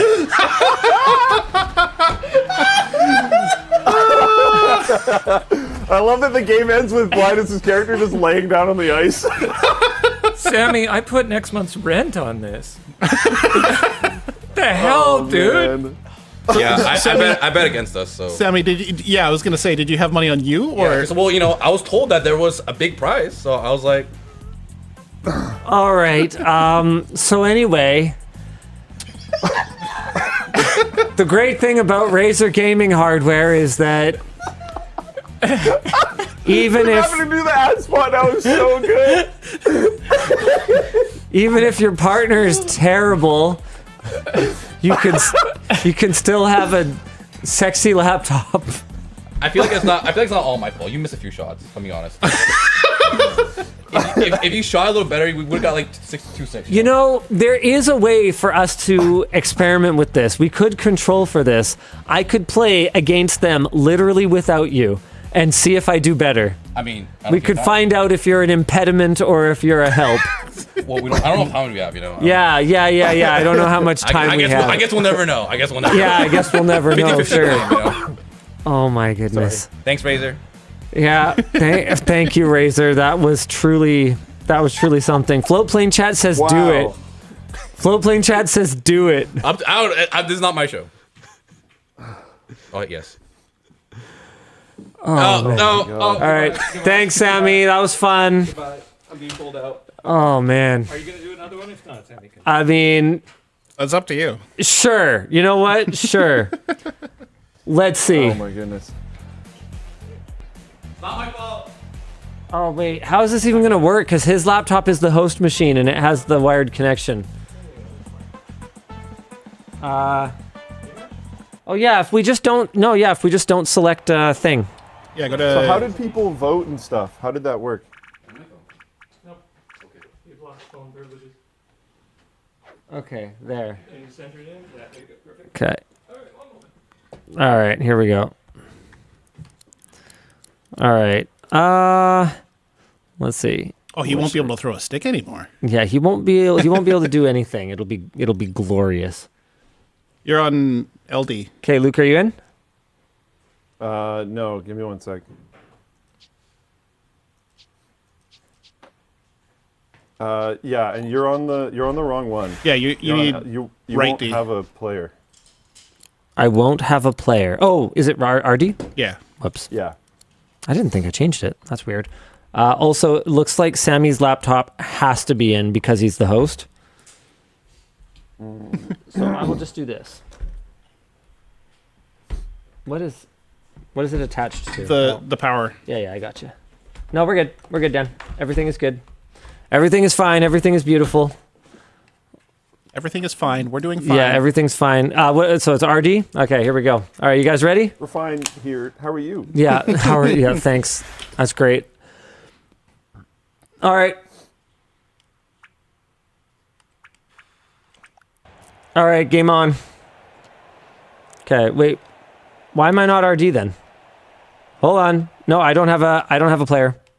That's weird. I am. Maybe the lineups are. That's weird. That's very weird. I had a player, and I'm right D. Okay, let's see. Do I have a player now? Yep. Are you good? Which one am I? Do you have Wait. the right one? I You're think you have the orange. No, correct I'm one. center. That's so weird. Hold on. Sorry, guys. Yeah, I'm center for reasons that I can't comprehend. You know what? That was a vicious time to pause the game. Sorry. You quit the game and it went in! Fine. You guys can have a 1-goal handicap. I didn't have control of the player yet, Luke. You guys were No, playing it's against fair, it's AIs. fair. I'm just sad. It's not unfair. It's just sad. Okay. It should be right D. It should be right D. We were both right D last time, and I was right D and it worked. Hold on. I don't know why it made you center. Do you have to have a center? Do you have to control the center? I don't know. That's a good question, actually. I don't think maybe. so. Okay, so it's supposed to be right D? Okay, let's see if Should this be right works. D. Okay, here we go. Oh, for crying out loud. No, it's okay. Go for it. I fixed. Serenity now. Just go for it. I got Luke. All right, we'll do 2 longer periods, so this will be just a quick one. That All means right. that you'll get the Luke cam on Wait. the delay. Oh, okay. Okay. We good? It looks I like you fixed. have Yeah, we're good. control of it. It's All all right. it's all one. Are you screen. ready? All right, game on, boys. Oh, Wait. hello? Hold Hello? on. Luke, are you in? I am now. You good? All right, I he's am good. now. He's good. He's good. All right. All right. Oh my Let's goodness. go. Where's my This stick is at? lagging more than before. Oh my goodness. Oh boy.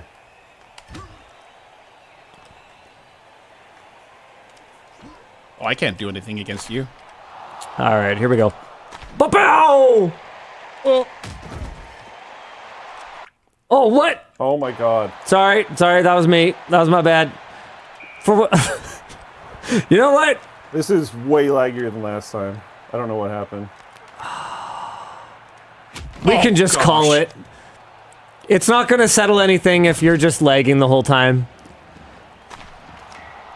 there we go. Right! Because I didn't even have control of my screen for that again. And we still scored. I was just in the right position, I spam X. Oh my goodness. This second shot, that did not happen on my screen. Only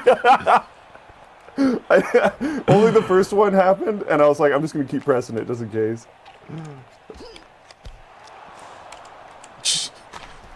Oh. Oh All right, boy. here we go. Yeah, I knew that was Oh. coming. Na, na, na, na, na, na. Na, na, na, na, na. Na, na, na. Let's go. Dang.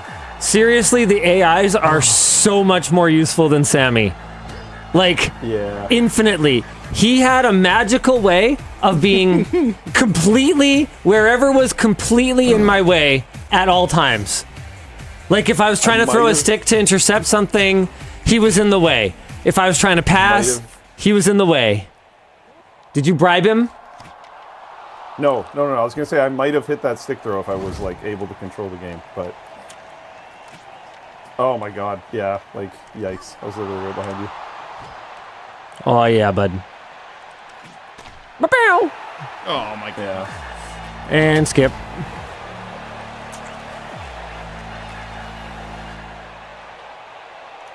Oh gosh. Sorry about that. Oh, there we go. Nice goal. Boom! Now the game's actually flowing. People are actually like doing hockey things. It's crazy. At least I can win face. Oh my goodness. I Yeah. gotta stop Sorry, turning that Pancrats. direction. I can't really let you do that. Okay, my AIs are gonna go for it. Oh, why'd it pass to me? For crying out loud. Come on, go for it, AI. Get it. Get it. You're better than Sammy. Damn. Let's go. The stick throw guy is a little ridiculous. I Yeah, he mean, is. you have It's him. so strong. Well, no, we both. I know. I'm not saying I'm it's dead. unfair. I'm just saying it's ridiculous. Oh boy. Okay. Come on, where's my stick at? Oh, yeah, where's my stick at? Come on, let's go. Oh gosh. All I gotta do is clear a path for my AIs. Oh no, the AI. I wish our AI would pass. Ooh, that was close. Oh gosh. Sorry, Pancrats. How many sticks are on the ice? Don't worry about it. Don't worry about it. Don't even trip, dog. We got more sticks than people. I think that's true right now. Ba-pow! Oh gosh. I couldn't even control for that.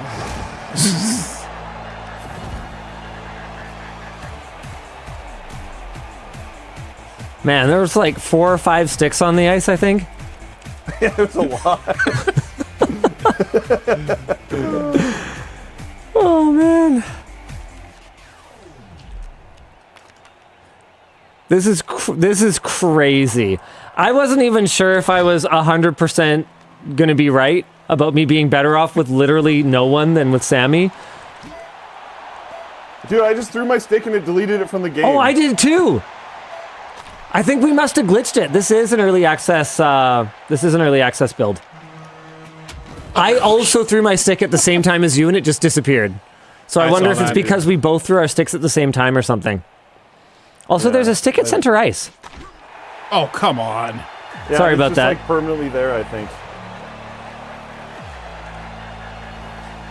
Yeah, that's kind of crazy. It just lives there now. Yeah. I don't know what happened. I don't know why it's worse now. It's not that much worse, but every once in a while it just stops. I mean, it's just Wi-Fi doing Wi-Fi things. You got to be on like hotel Wi-Fi, right? Oh yeah. And it's not very. Oh boy. It's not very good hotel Wi-Fi either. Yeah, not so easy when I don't have Sammy sabotaging me, hey? Yeah. I can't stick throw effectively because of the latency, and the stick throw like runs the game. Oh, yeah. To be clear, I'm not saying me beating you guys right now means that I'm better than both of you. I'm just saying that... I'm just saying Was that how... that the AI? Yeah, that was. How badly I lost with Sammy was not representative. No, the gap was... I think within like 10 or 15 seconds of the game starting, the gap was obvious. Oh, man. You could have... Dan, you could have at least recruited someone for me who knows how hockey works. I didn't pick him. Who wasn't referring to it as tackling. Hey, he picked the right helmet. Oh my goodness! That was, I just went flying. was that accidental What was helmet that? pick. What was that throw? Oh, I you swear boys for are anyone lucky. watching, I can do stick throws. just Oh, can't I do know. stick throws in this They league. changed the aiming. It's not as easy anymore. Oh, So the aiming is very manual for the stick throw now. Instead of just being like you kind of hint in the direction you want it to go. oh, weird. Yeah, so it's like it's actually a skill I'm thing now. Okay, I'm back. Nice. You missed the replay, that's all. Yeah. Doopity-doop-bip-bip-bip-bip. How does the manual nature of it work then?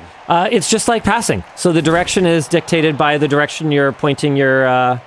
Yeah, but I point it right at it and it goes like way to the right. I mean, that might be the latency then. Okay, yeah. Oh, I should have passed there. Oh, my stick just disappeared into the ether when I threw it. I think the stick throw might just be glitched now. Whoa! Whoa, buddy! Oh, wait. It disappeared, but then it hit someone. That's pretty crazy. Is that why there's so many sticks on the ice? They're just like disappearing and then showing back up? Bow, bow, bow, bow, bow, bow. Oops. Come on, Sorry. here we go, boys. Also, why can you just stick throw like infinitely? There's no cooldown. oh, there's no one. Well, you have to have a stick, and then you can, and then there's no cooldown. The cooldown is you have to go get a stick. Okay. Usually from the bench, or if you can knock someone else's away, then... Oh! Oh, that was interesting. Bold strategy. All right, 1 more minute remaining.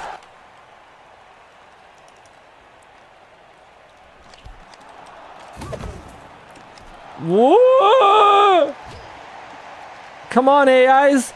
Oh, Nice. Nice.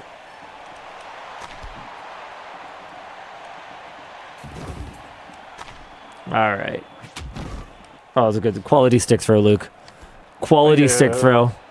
Well Thank done. you. Well done. there we go. Oh, good goal. Quality goal. Got to give it to you.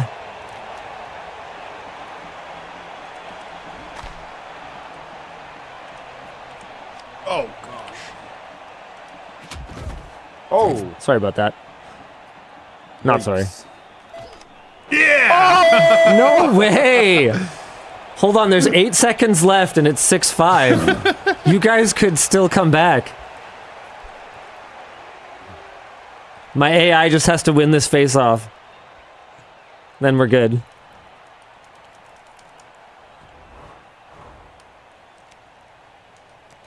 Come on, AI, win the face-off. Nice.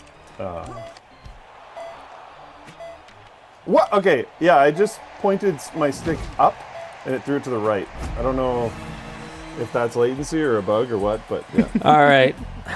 It was close. So, Sammy, in case you were wondering, this time... Thanks, Sammy! Thank you. This time, Team Linus got 6 goals, and Team Luke and Pancrats got 5 goals.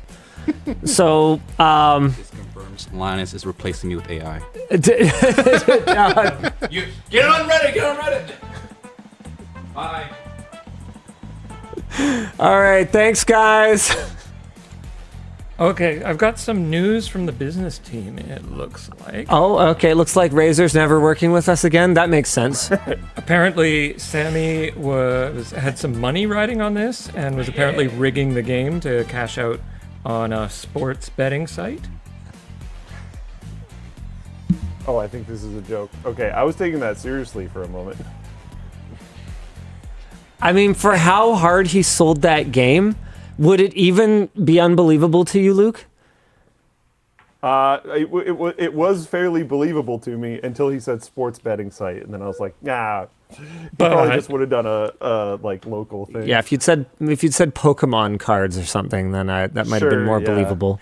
But I think that what guy. we're gonna end up actually doing is probably just giving everybody an entry into the draw. Okay. Both sides. All right. Because you both won. All right. Or you both lost. Yeah. But I think everybody lost today, Dan. so did my hairline and wrinkles. I thought it was pretty fun scoring 2 separate times when my screen wasn't working. That was genuinely really entertaining. The first one was wild. I was not locked out laughed. for like many seconds. I've not laughed like that. That was crazy. Yeah. Everything second one, about that.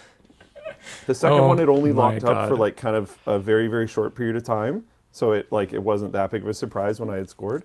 But the first one, like I genuinely had no idea, and for a long time. That was bonkers. I'm glad we made it through, everybody. John O. Johnson in Floatplane chat said the real winner was the Sammys we made along the way. Sammy is hilarious. I've never really interacted with Sammy in his element, but that was gold. That was pretty good. And yeah, so his element is what? Trolling me? Because Making everyone upset, including poor Razer. I mean, I gave him the good laptop. I didn't realize that he had no idea what hockey was. Yeah. And has never played a video game before. Yeah. Yeah. Because even testing it, I was like, I'd never touched it before. In like 5 or 6 minutes, it's like, oh, you just point in the direction. And Yeah. and then you pass to your teammate who's more competent. It ain't that hard. All right. Are we? Why don't we jump into a quick topic here? Do a topic. I'll set up something else. Wait, did we ever do any comms? Did we do one? We did 2. We did at least one. Brilliant. Okay. Let me collapse this. This is cool. There's been a major breakthrough in controller calibration for Xbox hardware. DriftGuard claims that it can permanently store new joystick calibration data directly in an Xbox controller's onboard memory, making Luke's cursor is making the adjustment difficult for future updates to reverse and saving you from annoying stick drift. The fix reportedly works across generations and types, not just on the newer controllers that the official Microsoft tool supports. So even back to the 360. Dude, I have some old 360 controllers that are drifting like crazy. And it really sucks because I really love those controllers. And there's no reason Yeah, they're great. why I shouldn't still be able to game on them other than that they fell apart because of stick drift. If it's as simple as fixing this with a free open source tool, that's freaking awesome. Since the calibration data is written to the controller itself, firmware updates reportedly should not erase the fix, although the software is unlikely to resolve problems that are caused by worn or physically damaged components. There's a free browser version. How flipping crazy is that? And there's a Steam update expected soon, and early tests look promising, but your mileage may vary. This is actually a really good question. And this is from one of our writers. Why do you think the conversation around stick drift has become so much more prevalent? Back in my day, we didn't talk about stick drift. We just played with our busted controllers, and darn it, we enjoyed it. Like, it's not like modern controllers uniquely have bad joysticks. I mean, think back to the N64. What a piece of shit that thing was. And like, I understand if you've got the muscle memory for it or whatever, it could be really great for like playing certain games or whatever, and that's great. But objectively, though, the design was terrible from a longevity standpoint, and we just kind of go, oh, you, Nintendo, the bad N64 joystick, Like, why is it such a different conversation today? I think there's a number of reasons that I've got in my brain, but what jumps to your mind, Luke?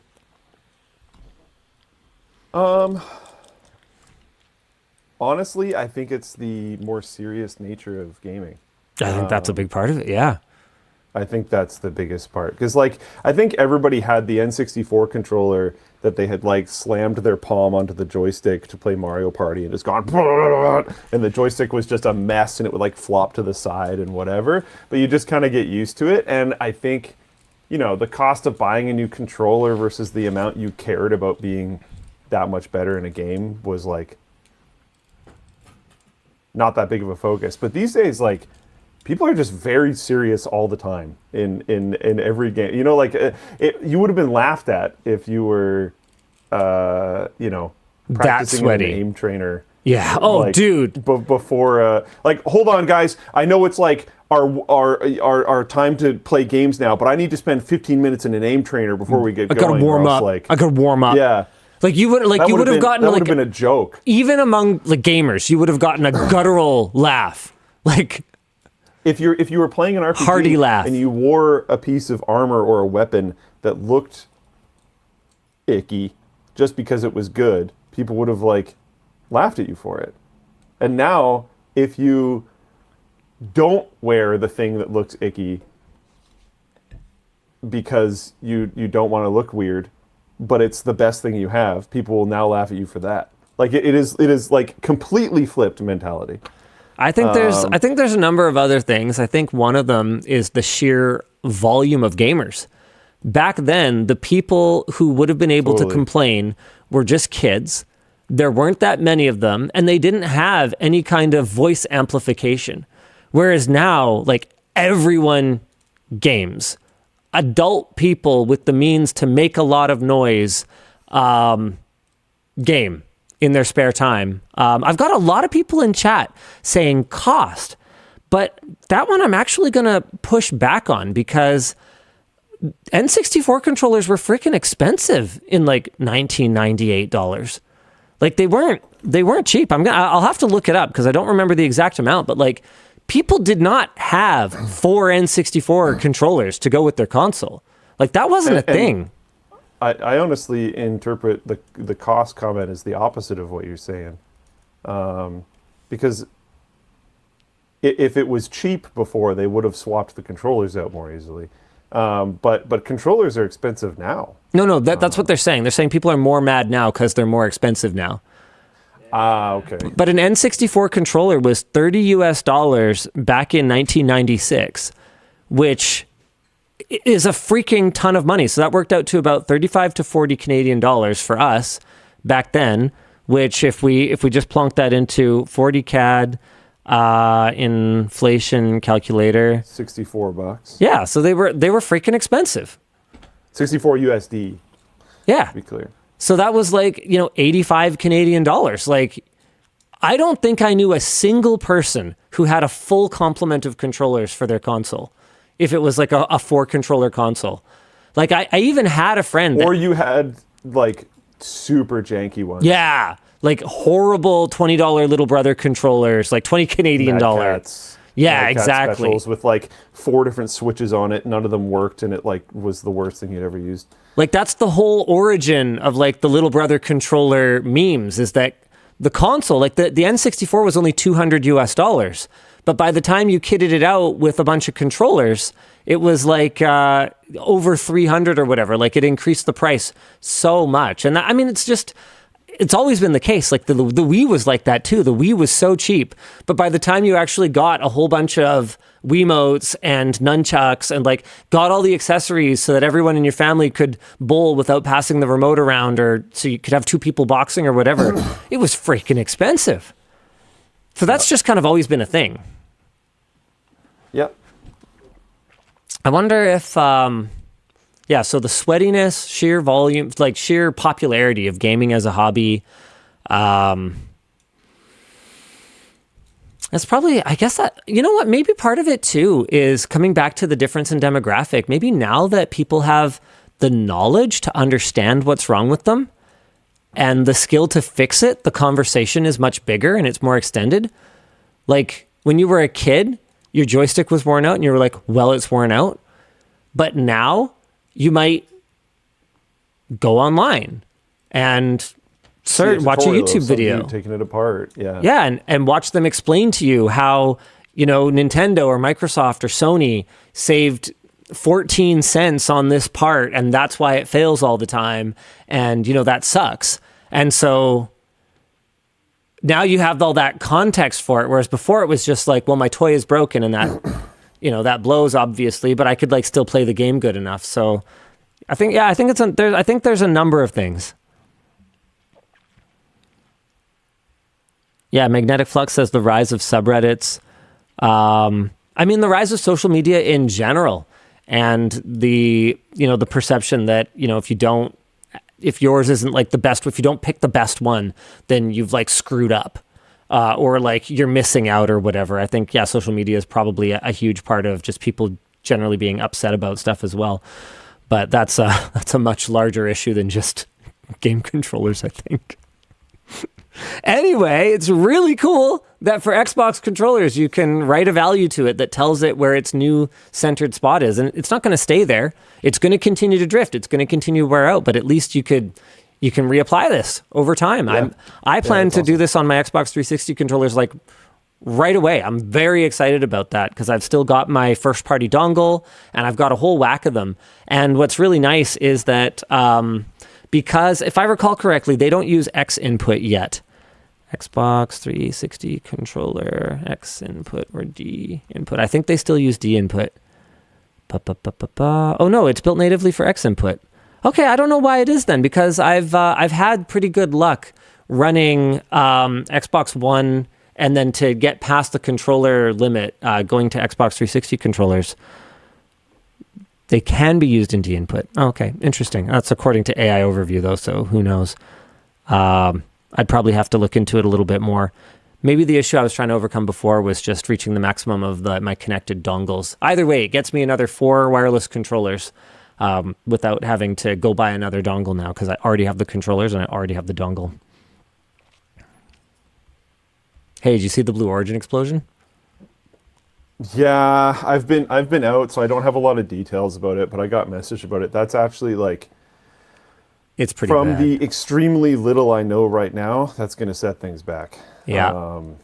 It's from like not good. I haven't done a ton of reading on it, but from what I understand, it's not so much that the rocket exploded. That happens sometimes. So, yeah. But the launch pad, like launch facility, or like one of the towers or something, it was like a multi-year project, and this could even set back like Artemis now, and like it's a real downer. That's what I meant by it's going to set things back, was Artemis, not Blue Origin so much.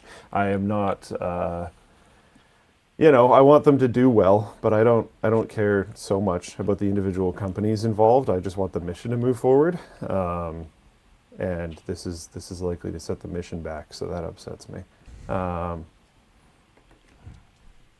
Yeah, Wiley Giraffe said, when this happened to SpaceX, it was 4 months for the rocket, 1 year for the pad. Yikes. Yeah, so this could be real bad. I need to look more into it and stuff. Again, I've been away. Dude, I forged a knife. You want to see it? Yeah, of course. Can I show it? Here, hold on one sec. I think it's legal for you to show it, yeah. This guy, can I show it?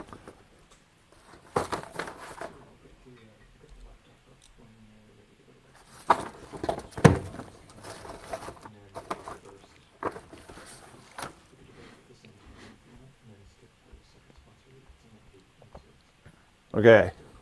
Okay. Okay, let's see this. Hold on. So you did this in Japan?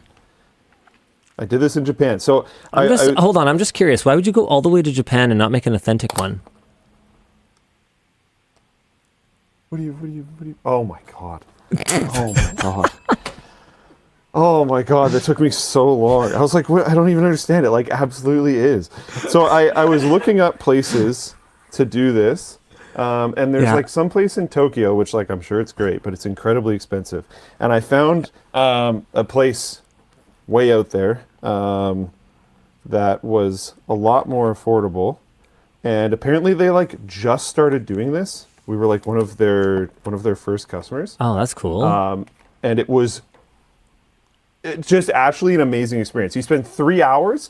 I think the group size is maximum of 2. So it was just my brother and I in the whole shop. Okay. And there was like other people just working in there. Like it's an actual shop where they make stuff.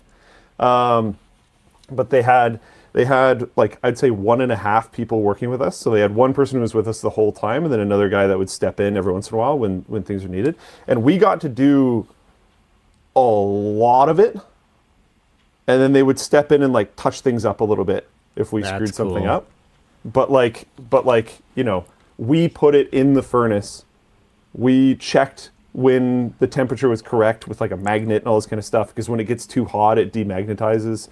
And then we took it out and dunked it in the water and did all that kind of stuff. And like we did the pattern hammering onto the metal, and we did a lot of the actual sharpening and stuff. It was like really, really awesome. I don't know how well this is going to show on camera, but what? Okay, that's so cool. Damn, son. That's the handle. And what did you so like? I hammered that pattern into it. Yeah. And then you can see the tip at the end. Yeah. So that angle was done by me on a grinder. That's cool. And then this bottom was also like Richard's. He did. They a have totally that app in different Japan? style. Oh my god. I just wasn't sure that they did. There's no judgment. I'm wielding a knife. You can't make me laugh. But like even the top here had like a slight curve to it, but I decided to have mine be like very, very angular. Oh, and that's then cool. Richard's is more of a traditional chef knife where it has like the gradual curve the whole way up and everything. Yeah. So our knives actually look totally different. You can see the pattern that I hammered in is like these the hammer.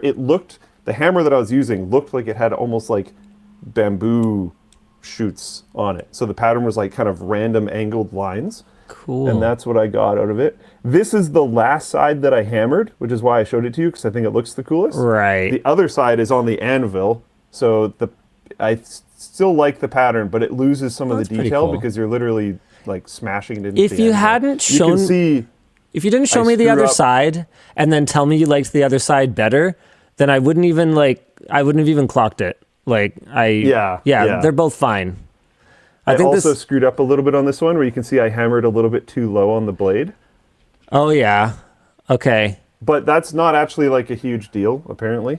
Yeah. I mean, I think this is just one of those things where you see all the flaws of the thing you made, whereas like I wouldn't have even. Yeah. Again, I wouldn't have even noticed that that's an error because I don't know that. Yeah, and it's got a little bit of oil on it right now if you're seeing some streaks and stuff. But that's the stamp logo of their shop. It's hard to see. Sick. And then I did initials on the other side. That's sick. But yeah, this was like an amazing process. 3 hours with the guys. If you don't really, mind me really, really asking, cool. like how much did the whole experience cost? Because I'm willing to. Things can be so expensive or so reasonably priced in Japan that on either end of it doesn't make any sense. And so, and like knives can be so expensive to buy, like a nice knife, that I'm kind of wondering, like, is it affordable to just make your own versus buying like a fancy knife or whatever? I just want some context. I was looking in their shop, and it seemed fairly similarly priced to make your own versus buying one, like buying one online and getting it shipped, which I thought was pretty interesting. Okay. Cool. I also did find that this place was fairly dramatically cheaper than the one that's in Tokyo. And as far as I can tell, well, there's like a few of them, but I found one random one in Tokyo. And as far as I can tell, this one is like more hands-on. Yeah. Which might be good. Like, it was good for me. That's what I wanted. But as I pointed out, like, there was the part where I hammered a little bit too low on the knife. So, like, you're going to have a higher chance of imperfections because they let you do more things. Yeah, but they're your imperfections. But that, I think it's sick. Yeah, I have no problem with that at all. And they will step in and try to help with stuff. Like, there was, I don't remember what it was. There was my grind, because again, I tried to make mine super angular. So I tried to get rid of some of the curvature of it. Yeah. And my grind on the side that we were going to sharpen was like a little bit bowed. And I had a bit of a hard time seeing it. But the main knife master dude of the shop could see it and was like, oh, I'll fix, and ran over and like grinded a little bit and made it just like a little bit better. But I did 90% of that grind. He brought it the last little bit that I'm not going to be able to see. So like there's that little bit of perfection added on top, which makes it just really awesome. People are asking for the name of it. Do you want to just drop a link to Dan and then he can huck it in the chat? Yeah, I'll try to look it up really quick. It's like Sanjo Dojo something. Sanjo Dojo Blacksmith. Cool. Yeah, this looks right. Kaji Dojo. Yeah. These guys. Very cool. I think I paid for it like a while ago because I pre-ordered it or whatever. I think it was like 200 and something, which is not cheap, but no, but like the for what quality it is, of knife, having 3 hours in there with a blacksmith. Yeah. Like, honestly, the costing felt pretty good to me. Comparative experiences at a lot of other places I've been, like when on destination vacationing and stuff, it's pretty well priced, especially because you come out of it with like a knife that uses very high-end materials. Right. Like it's actually like, I mean, it's not a by it's not cheap. I mean, $200 is a decent amount of money. Yeah. For what you get, I actually think it is quite cheap. Well, there's a huge difference between a small amount of money and a good like, deal. Value.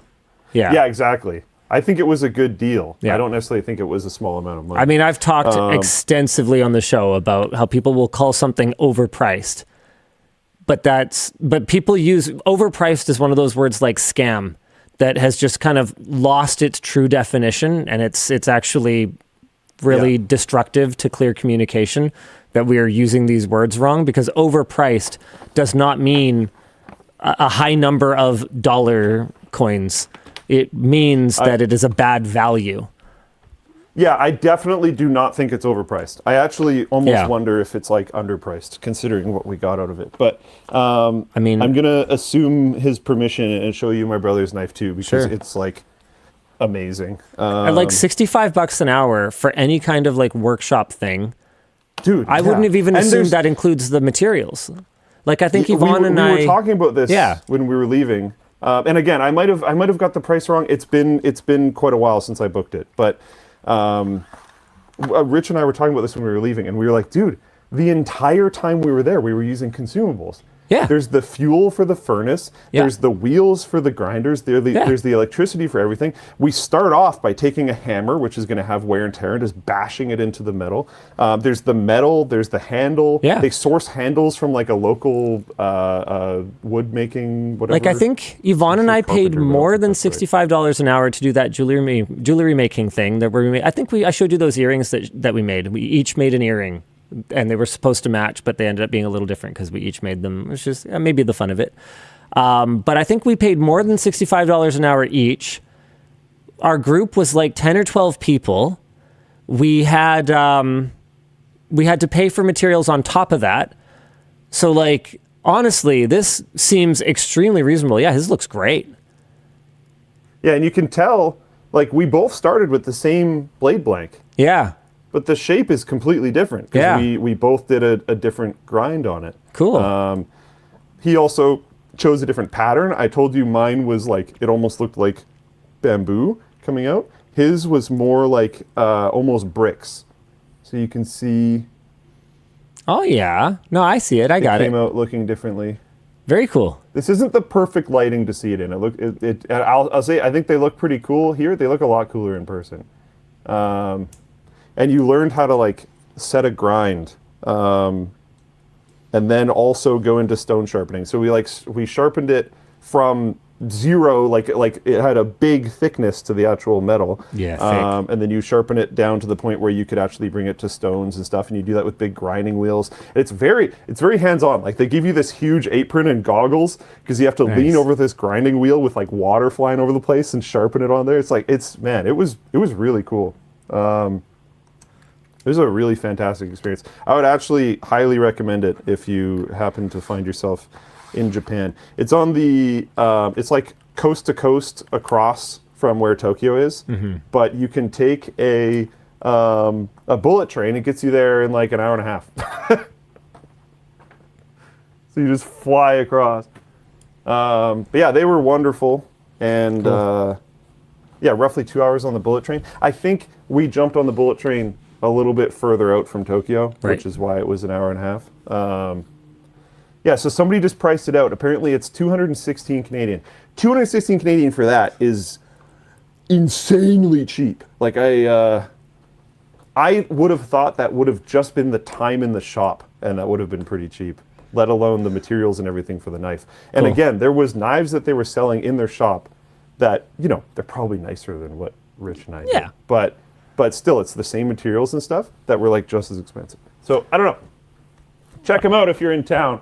And check out our sponsor. Dan, do you want to?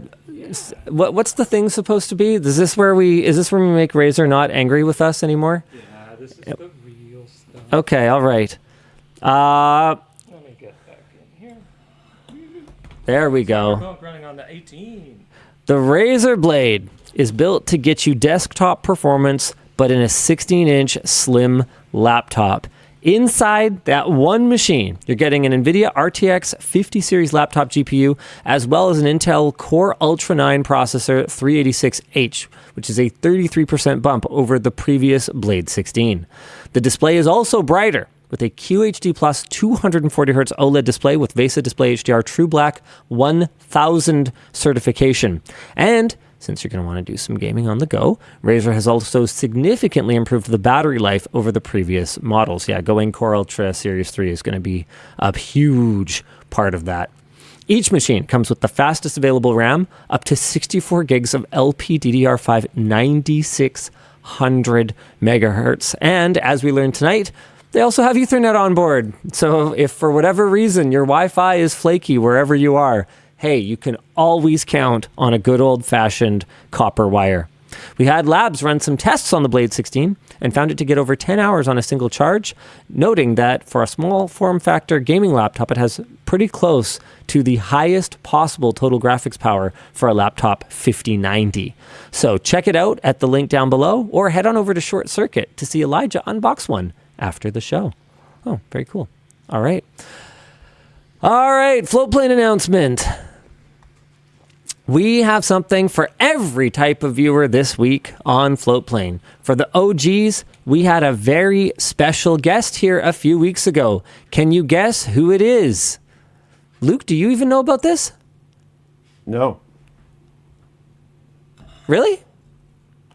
I don't think so. The one, the only, no. Mr. Brandon Lee came into the studio. What are you guys doing? It was just kind of a serendipitous thing. I had HP, of all people, just like an agency for HP. No one I even knew or anything. And clearly they didn't do any research on my channel because they offered to send me a film scanner. Like for film negatives. Yeah. And I was like, what are you even talking about?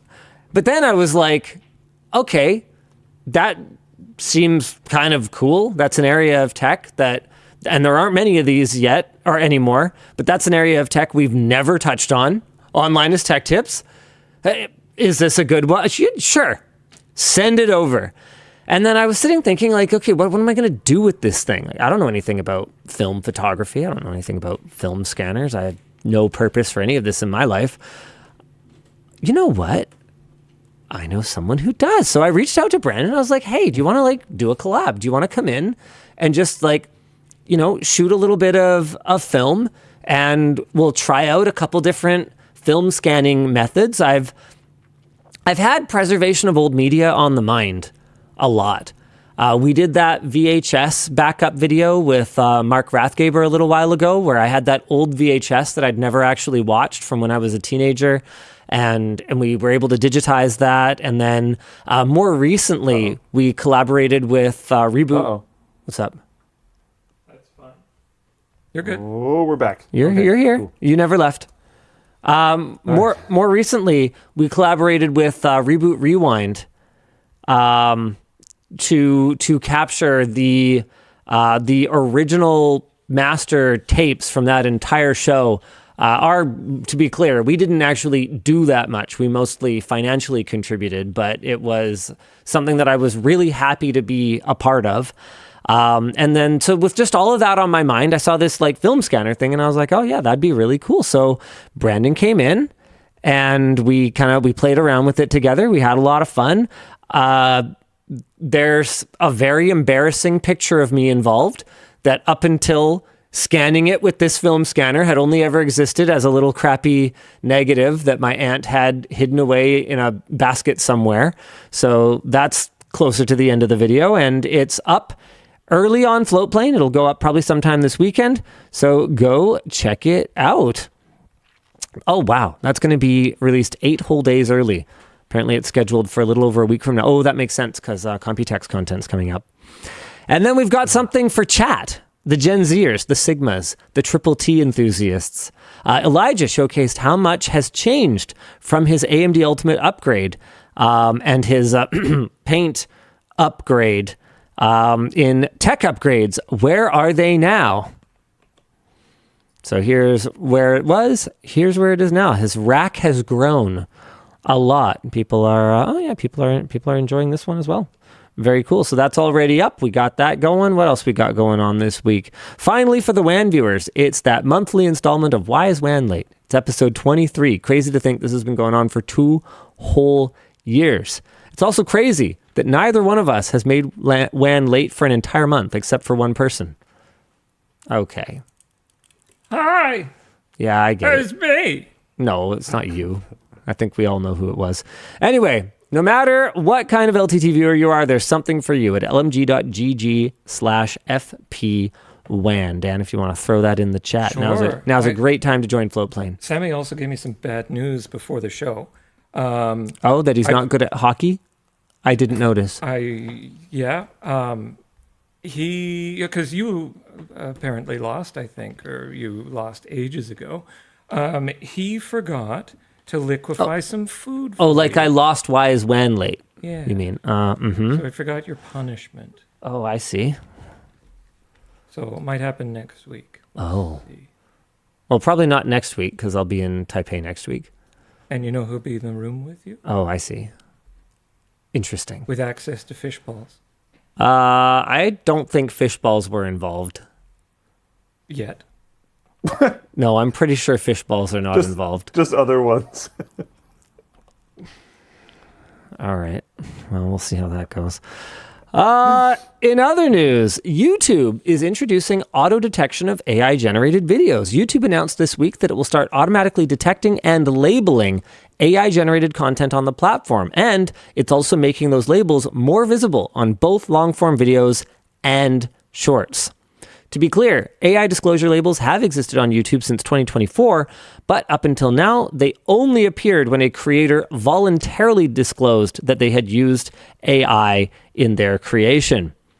Which, very rarely happened. Yeah, definitely a problem. Going forward, creators are still expected to disclose their own AI use, but if they don't, and YouTube's new internal systems detect what the company calls a significant photorealistic AI use, YouTube will apply the label on its own. On long-form videos, the AI label will now appear directly below the video player and above the description, instead of inside the expanded description box where it used to live.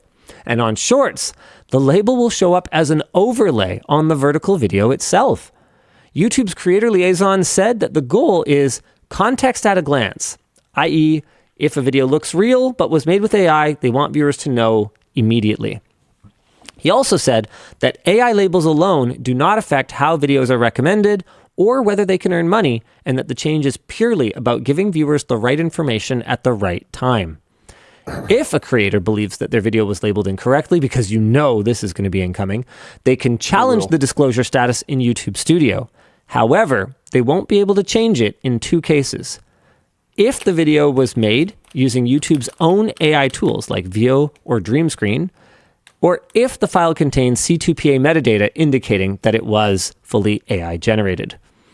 On its support page, Google also warned that creators who consistently choose not to disclose AI use could be subject to penalties, content removal, or even a monetization ban.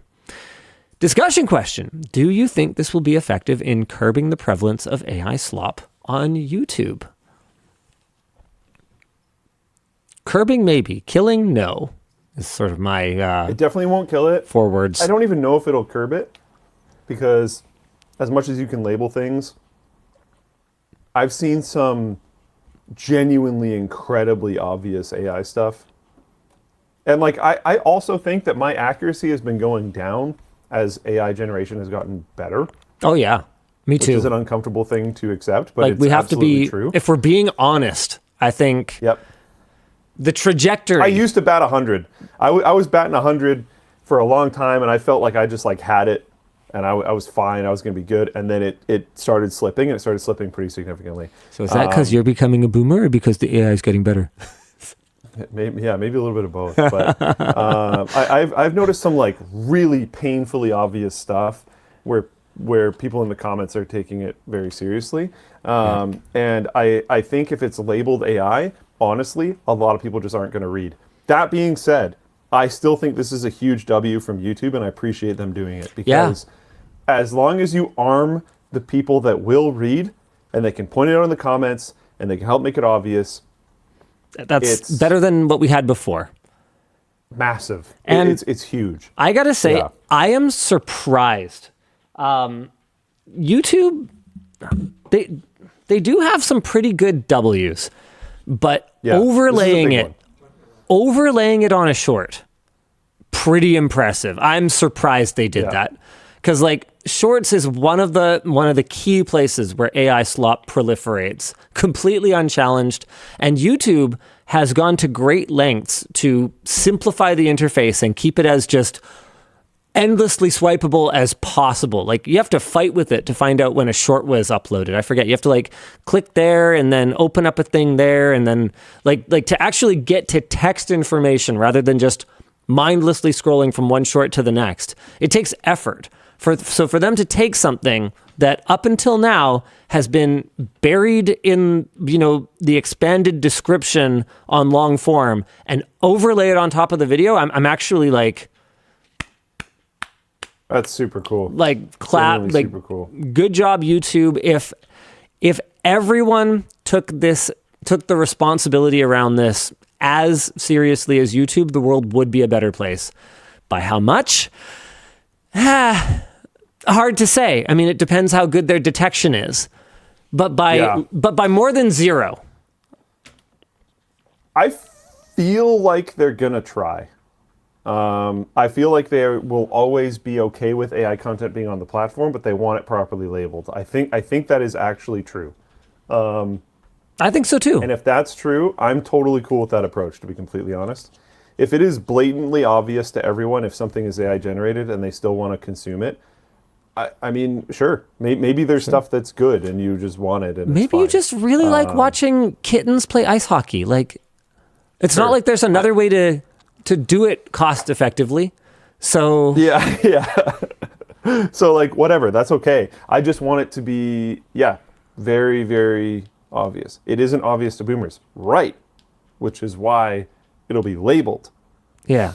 And then if they take the time to read it, then it'll be obvious, and that's fine. You can't. There's I'm happy they're doing that overlay thing with shorts. You can Yeah. only be so aggressive about it before it's just incredibly annoying. So there's a bit of a give take on how much they push it, and it feels right now that they're doing it an appropriate amount based on this. But we'll see. Some people in chat, I think, thought by labeling we meant like metadata, which I do not think is the case here. No. They're just actually labeling it like so it's human readable when you load the content. Yeah. Contra Killa says, do you think that the public backlash towards AI is being noticed by advertisers? I think very selectively, yes. People got pretty mad about that Coke commercial. And there's been sort of a couple instances of that where enough momentum has built around something that, you know, the company kind of went, oh, I guess we won't do that for now.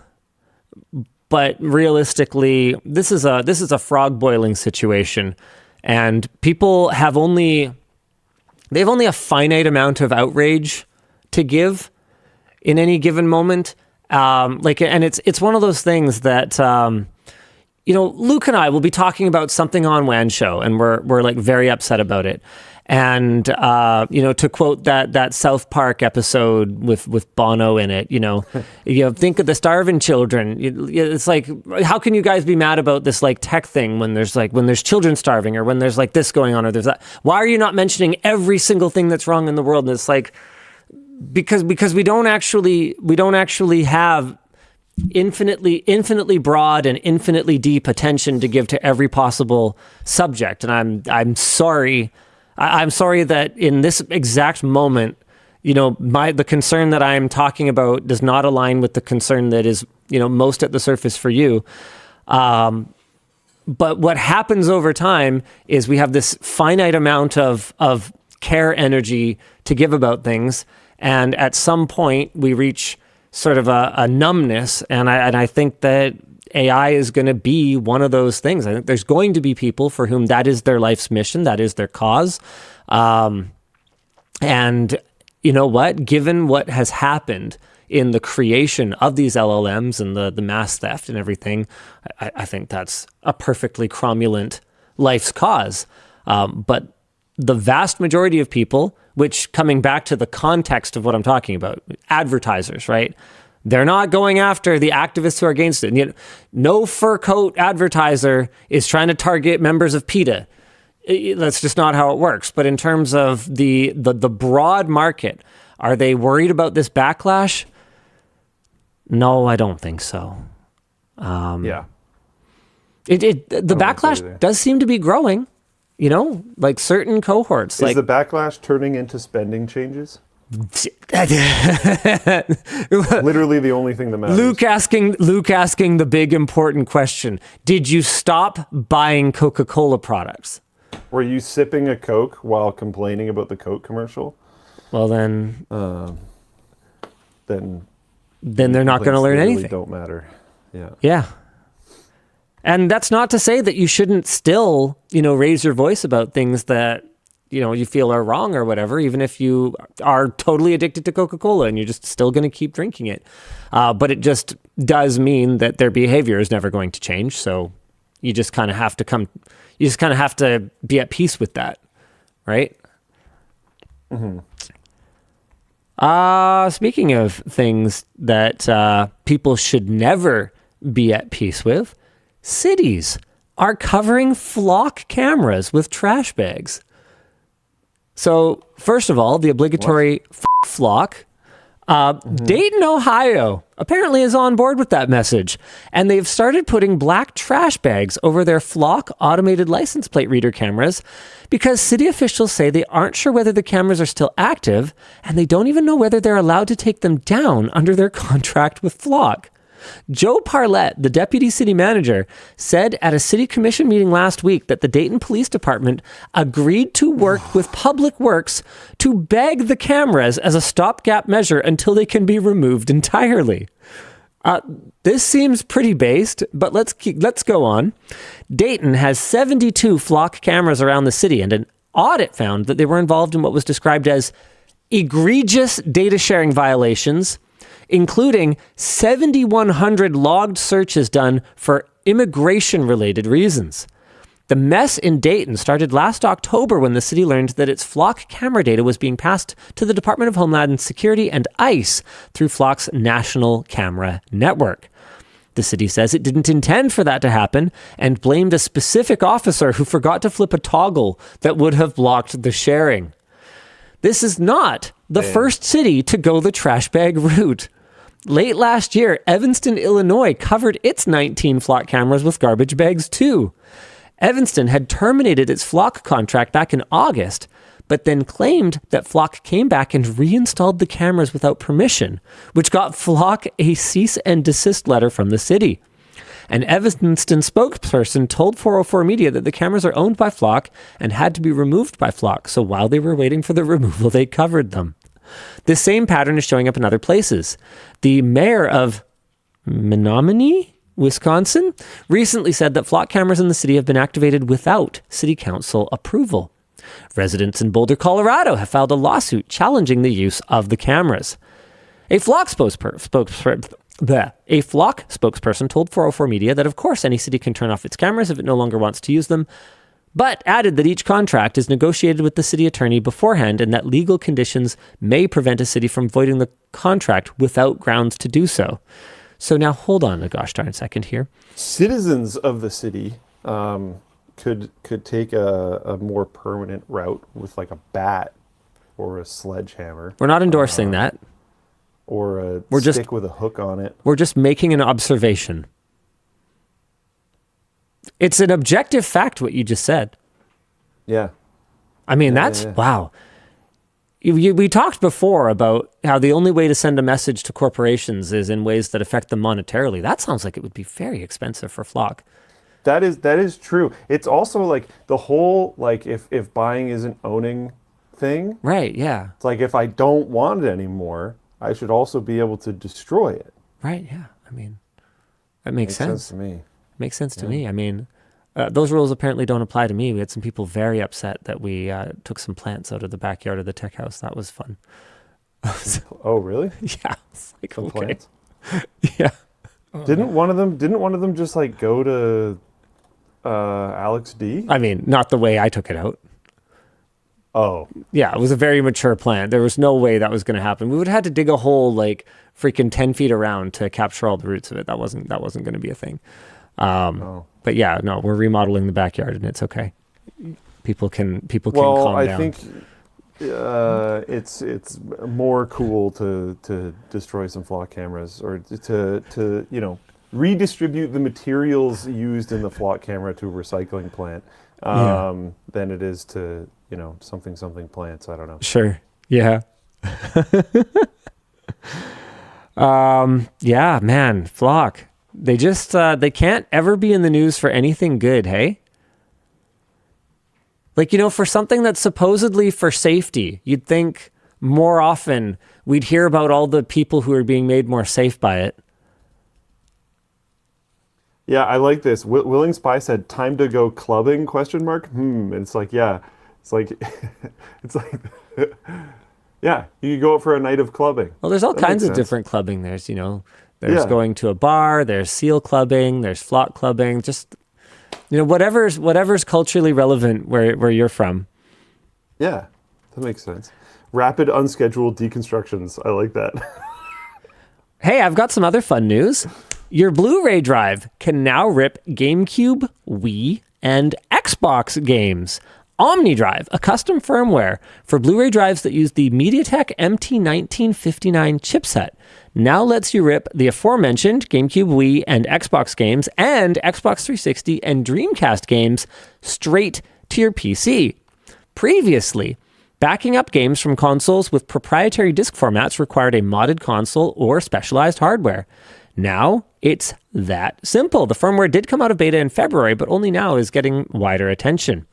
It is worth noting that PS3, PS4, PS5, Xbox One, and Series and Wii U discs can technically be read too, but the content on those ones stays encrypted. Compatible drives are mostly from LG and Asus, and the Disk Preservation Project wiki has a full list if that's something that interests you. Just wanted to kind of flag this for you guys. Our discussion question is, with retro console hardware failing faster every year. Is community-built preservation tooling like this the only realistic way that these games survive? And I think that answer is highly dependent on the license holders for that media. A lot of it has been made available on like virtual console type platforms. A lot of it hasn't. And and sometimes that's not even because nobody wants to. Like, wasn't it GoldenEye that was or is stuck in some kind of horrible who owns the license hell for the longest time? I don't know. I wouldn't be surprised, but I'm not sure. GoldenEye. There's a lot of weird stuff with licensing. Like the license for Spider-Man is like shared. Like I think it's like Marvel is Disney or whatever, but Spider-Man is Sony or something. I don't know. It's all strange. Yeah, I found, unfortunately, a deleted post called GoldenEye 007, the accidental masterpiece trapped in licensing limbo. Yeah, I think I did not imagine that.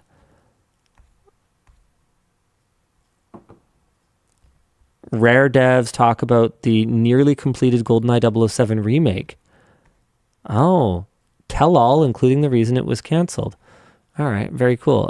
So there's an article over on Ars Technica, but I don't know if the reason that it was canceled was to do with licensing this time. I do know that there's been some challenges.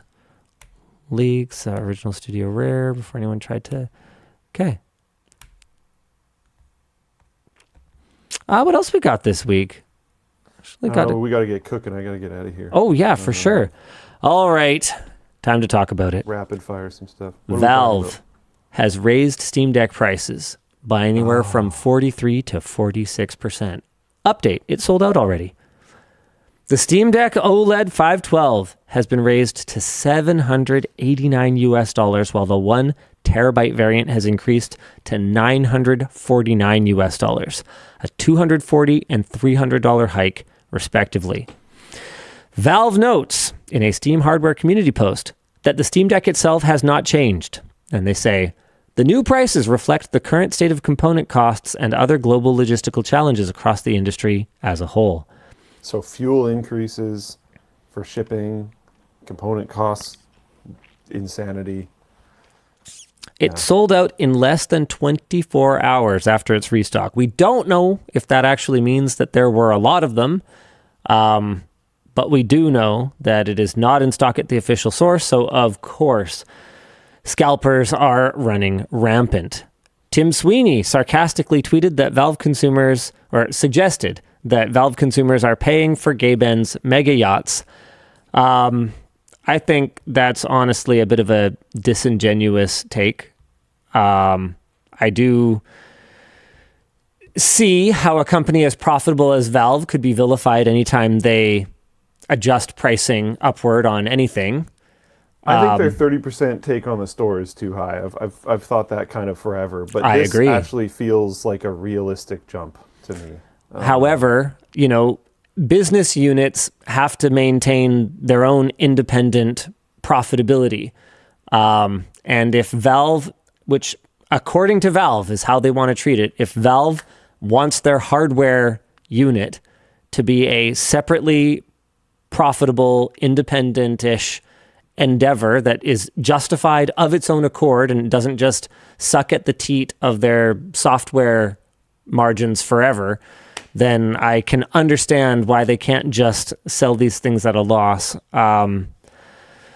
However, I can also see why people are flipping outraged, because the Steam Deck was like one of the few things that had remained a pretty darn good value, even after the discontinuation of the more entry-level options. And it was Tim Sweeney that said that yacht thing, right? Yeah. According to Forbes, as of May 2022, he had a net worth of $7.6 billion.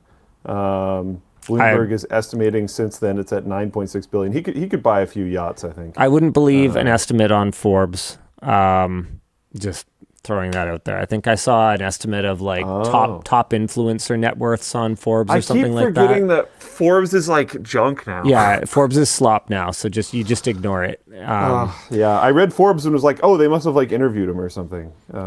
With that said, I mean, he clearly could afford a yacht if he really felt like it. Like, he's definitely in the yacht threshold of personal wealth. Right. Well, my bad. I got to remember to not quote them. Yeah. Man, I thought I was being a good boy. I didn't even look at the AI summary. I just... Yeah, I would just... I scrolled past. Like, Forbes, I remember contacting a writer from there once because I had read about some influencers, some of whom I knew, like some of the people I actually knew. Not that I knew their exact net worth, but I have a pretty good understanding of their business and stuff. And so I was just like, hey, where'd these numbers come from? Like, could I get some sort of clarity on the methodology by which you came to these conclusions? Because some of these don't really make any sense to me as someone who's been in this industry for most of my adult life, and they just like completely didn't respond to me. I'm like, okay, neat. Yeah. So source, I made it up. Sure. Yeah. I don't know. It's probably a lot though. Yeah, I'm not saying I'm happy about it. I'm just not surprised. The fact that they held on to the price that they had for so long is more of the surprising part to me. Fuel prices are insane. Like I'm in Japan right now. This is a personal trip. I paid for this flight, and I booked it a long time ago, and I'm really happy about that because I've looked at flight costs to places like this recently, and it's like, holy crap. Fuel in general is going crazy. Who knows if the Strait's going to open anytime soon. There's news on that. Apparently, the Strait is open now.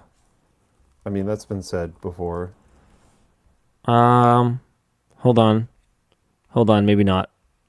Yeah, okay, never mind.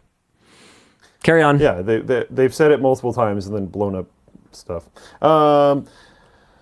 Yeah, so... I don't know, memory costs going up. I have no idea, but I'm sure the like SoC in there went up in cost. Just moving everything around went up in cost, etc. That's going to be reflected onto the price of the product. I'm so bummed about what this means for Steam Machine. Steam Machine is going to be rough. It's going to end up not being at all what I wanted it to be. I wanted it to be the PC console, and it's going to end up being a fucking Steam Machine, just like it was last time. Like, no, not quite as bad as it was last time. The original Steam Machine, for those of you who don't remember, like 10 years ago, Valve had Steam Machines. This is Steam Machine resurrected this time. Steam Machines were built with partners like Alienware, and they were just small form factor computers that ran an older version of SteamOS. Was it based on Debian? I can't remember. It's based on something. No, memory. I don't know. Yeah, so they ran an older version of SteamOS, and they sucked because the value was just terrible. They were like over $1,000 for some mid-tier freaking hardware. Is that sounding familiar now? And that's I feel like that's what we're going to end up with here. Because even though, like, we had that good news with respect to RAM availability, or not availability, but pricing earlier in the show, that CXMT is building relatively affordably, I assume, DDR5 memory that can be used in desktop systems. That's not going to help with the kind of like volume contracts that someone like a Valve is going to have to sign in order to get enough allocation to build something like Steam Machine. That's like Corsair buying some modules to make some sticks in China. That's not, I don't think that's gonna be a needle mover for a volume purchaser like Valve. And then I'm also bummed about like what all of this means for Steam Frame. Like, I should have my Steam Frame already. I should be gaming on my Steam Frame like every night right now. I'm so stoked for the Steam Frame, and RAM is just it's fucking everything up, basically. Yeah. Absolute Very downer. frustrating. And you know what is one of the most frustrating things about it, Luke? What? Is that Optane was too early. It was, I've said it before, 3D Crosspoint, the Micron Intel joint endeavor to build the layer that was supposed to exist between DRAM and high-speed SSD NAND storage.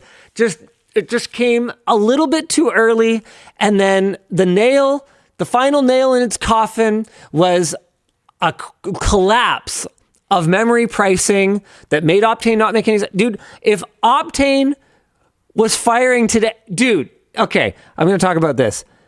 Wendell is so happy right now. Redditor Sitting on all his Optane drives. Redditor AP Frisco used 6 second-hand Intel Optane persistent memory DIMMs, so 768 gigs total, in a Xeon workstation to run a 1 trillion parameter Kimi K2.5 model locally at roughly 4 tokens per second. The Optane DIMMs were set in memory mode with DDR4 used as a cache. Optane has much lower latency than NVMe, but still approximately 2 to 3 times higher than DRAM.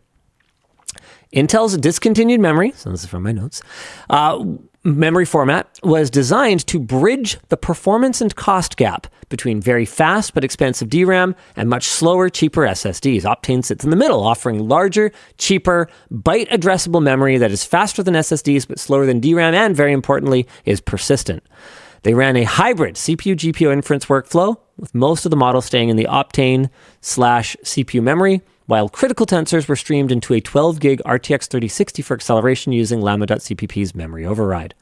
All of this indicates that there is a tier of memory between DRAM and SSDs that could be especially useful for large language models.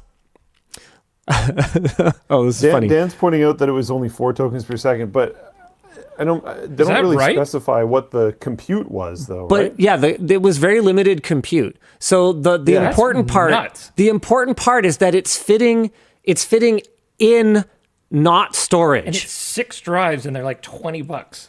That's like crazy. Yeah. A trillion parameters at 4 tokens per second is. But the 4 tokens per second part, like I bet you could be a lot faster. They don't even mention the compute. Like I think that's. Yeah. They said single GPU and they didn't specify what one. Linus comment, rest in peace Optane, you were too great and too early. That's what when someone proposed this topic, that was what I put in my notes. Apparently it made it into the doc this time. Oh man, I was so excited about Optane, and like it's like next time someone asks me, okay, Dan, next time someone sends a comm or something and it's like, what was your like favorite tech that was canceled or unappreciated for its time? It's got to be Optane. It's got to be Optane. It was like, man, there were like PCIe Gen 3 Optane drives that still absolutely blew the doors off of like Gen 4 or even Gen 5 SSDs in terms of their real world performance, not in terms of how fast they can run a file copy, because that was never the point. The point was always the latency. It was always the IOPS. And freaking AI is like a perfect use case for it. It's like we're trying to find the answer to like how do we run these gigantic models without putting them out to much, much slower storage. Optane, cached Optane, man. I'm just having a look through what we have in storage. 6, 7, 8, 9... 10, 11, 12, 13, 14, 15 times 380 times 15. 5.7 terabytes? We have, sorry? 5.7 terabytes. We got like 30. Oh, wow. 30, 50. No, 37. We could throw this at Nick in the lab and let him have some fun. I mean, yeah, I think we have a whole server. We could set up a pretty crazy local model with that. There's a 1.6 terabyte one signed out to you. Yeah, that's my boot drive. Okay, well, we'll have Alex collect that, I guess. Nope. Which computer? You find it. You can have it. I treated myself to an eBay special as my personal farewell to Optane. I was actually planning to do a video about it. Just like the video was going to be called, maybe I should still do it. the best drive was made 5 years ago or however long ago it was. It's like it's really old now, but it's like still the best drive on the market as far as I can tell in terms of like latency and IOPS. Yeah, so even without that, we've got about 6 terabytes of Optane on site. How many of the DIMMs do we have? Because we had a whole server. We did a whole video about it. It was like we lost this server this server was lost in our warehouse for years or something like that. I think it was called. These are all NVMe. PCI 3? Yeah, no, they would be. It would be searching wrong. Yeah, that server might just be inventoried as one thing, or we may have ultimately sent it back. I don't know exactly what happened with it. I've got an Intel server system 1U rack mount. Is that it? No, it wasn't a 1U. I don't. Was it a 1U? I'm sorry, I don't remember. Maybe it is. Maybe that's it. How much RAM does that say it has? Because I think we just combined 12 by 32. 12 by 32. 12 by 512 Intane Optane DC persistent. That's the one. So that has another 6 terabytes of Optane in it. Yeah. Should we throw that at the lab? Put like a big fat GPU in there and see what they can do with it? Like they wanted to do some AI stuff. We have 12 terabytes of Optane. This could be really fun. Yeah. Nice. We should unironically. I'm gonna. It's in storage. It's not even checked out. You can just take it. It's like ducks at the park. You beat me to it. You're very quick. You've been doing this for a while. I have 452 Optane drives. Cool. That's going to be sick. Yeah. All right. Anywho, rest in peace, Optane. I love you, Optane. I wish you could come back, Optane, but it's never going to happen. Like, I forget how the whole thing collapsed, but like Micron sold their share in the joint venture and then Intel bailed on it and blah, blah, blah. And then now you can get, you can still get those little caching drives, Optane 32 gig for like pennies on the dollar. Look at this. You can get these for like $40. It's a little M.2. I think it's, PCIe 3.0, and it might even only be 2 lanes. I can't quite recall right now. No, that looks like a by4 interface. So, shut up. So yeah, $40 for these. Actually, I was thinking of making a video about these too, because storage is so stupid expensive. So using one of these cached on a hard drive, I think the first party tool is like deprecated now or something, but there are third-party tools that you can use for caching. So a relatively small cache is shockingly effective, even on a relatively large mechanical hard drive. And like hybrid storage and caching solutions is something that I was very bullish on, like 5 to 8 years ago, and then just kind of never materialized. But maybe we just never had the right incentive to use it. And I guess the answer was AI all along. Oh, good. Aren't you excited?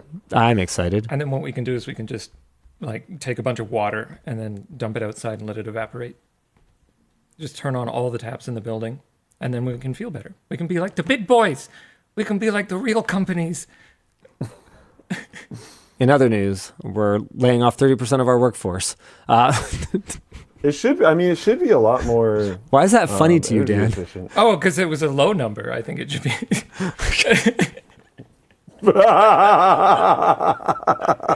Wow, you're one of the good ones, Linus. Maximizing shareholder value. Oh, God. Hey, speaking of maximizing shareholder value, Nvidia is officially killing the control panel after 20 years. As of the latest Game Ready driver update, the Nvidia app is now the only supported way to manage your GeForce GPU settings. The control panel is officially done after 20 years. It is worth noting, though, existing installs will not be deleted unless you do a clean driver install, and it will stay on the Microsoft Store for anyone who wants it, but it is frozen, so no new features, fixes, or updates. RTX Pro users still get control panel support until their professional features finish migrating to the app. Our discussion question is, were you a right-click desktop control panel person, or did you never touch it? I've actually missed that for a long time, the ability to right-click and just go to my NVIDIA control panel. The fact that it's down in the system tray still bothers me to this day. I'm a right click desktop. I'm a right-click guy, but have been using the tray as needed. But I'm a right-click guy. I almost never touch the control panel anymore, though. I actually, oh man, this might be a hot take, but I really like the Nvidia app, and if all the features are in there, then actually, yeah, I kind of like the Nvidia app. I can understand why they don't want to bother with it. Yeah. Yeah, we don't need two apps. I mean, I feel like the same people who are upset at Nvidia for getting rid of the control panel are probably the same people who are mock Microsoft for still having remnants of the old school control panel instead of managing to consolidate everything in the new settings menu. So we're gonna have to pick a lane here, folks. And I think I'm gonna go with I'd rather have one interface rather than two interfaces, some of which have some features and some of which have other features. Electrobot in chat says, what about 3 control panels? No, disagree. In other news, customers were deceived about active listening AI-powered marketing service. The FTC is forcing Cox Media Group and 2 small marketing firms to settle allegations that they deceived customers by falsely claiming to offer an AI-powered service that could target localized ads based on conversations captured from customers' smart devices, and that consumers had opted into such targeting. The marketing companies claimed that their active listening marketing service could do that, and they sold the service to small businesses looking for targeted advertising. So the good news for the regular Joe, the service doesn't do that. The bad news for those businesses who paid for the service, they were being resold email lists that were obtained from other data brokers, at a high markup, of course. Cox & Co. also claimed that customers had opted into being listened to by accepting the mandatory terms and conditions. However, that doesn't constitute opt-in consent for invasive recording services. Fun fact, Cox Media Group is a joint venture between Apollo Global Management and Cox Enterprises. These 2 companies' combined annual revenues are around $50 billion. A $1 million fine for them is kind of like a $2 fine for you if you make $100,000 a year. Which statistically you probably don't. So it's probably even less than that. Womp womp. But hey, here's some funnier AI news. A Pizza Hut franchisee operating 111 locations across the East Coast is suing for $100 million over Dragontail, an AI delivery management system that Pizza Hut forced them to adopt. Before Dragontail, over 90% of their deliveries would arrive within 30 minutes. After that, the number dropped to 50%. Here's what it turned out went wrong. The old system had managers manually entering orders into a DoorDash tablet. Dragontail replaced that with real-time kitchen visibility for DoorDash drivers who quickly figured out that they could wait up to 15 minutes to batch multiple orders into one trip. So pizzas that used to leave the store in under 5 minutes were sitting on the rack for up to 20 minutes. Some drivers could also see tip amounts, so low tip orders would just sit there longer. The franchisee's New York City year-over-year sales growth went from positive 10% to negative 9.8%. Meanwhile, Yum Brands is already closing 250 Pizza Hut locations this year and reportedly exploring selling the brand. Our discussion question is, at what point does AI-powered efficiency just mean, hey, did anybody test this with real delivery drivers? Hello? I mean, hey, did anybody test this with new feature launch is already a bit of a problem. I mean, you and I used to talk back in the day. I remember in the NCIX studio, there was, I believe it was Antec. There was an Antec power supply that didn't fit in an Antec case. And you were like, you'd think. Of all the power supplies they would have kicking around to check, it would be theirs. You would have slotted it in and figured that out. I understand if the Enermax, mega volt 5000 doesn't fit or whatever, fine. But really? Your own, man? It's the same kind of thing of did no one try this? Can I don't use food delivery apps much, but can I just kind of jump in with, maybe this is a controversial take, but is tipping before you actually get the service not crazy? I mean, yeah. Is that I tipping? think it probably is, but I suspect the tipping before you actually get the service idea is that this is someone that you don't get to see handle your food for a very long time and is not supervised by anyone else. So the chance of mistreatment is like very high. So I'm assuming people are tipping beforehand to try to prevent. That's mistreatment not of your food. tipping. That's protection money. Like Yeah, that's no, a racket. I think you're paying protection money for sure.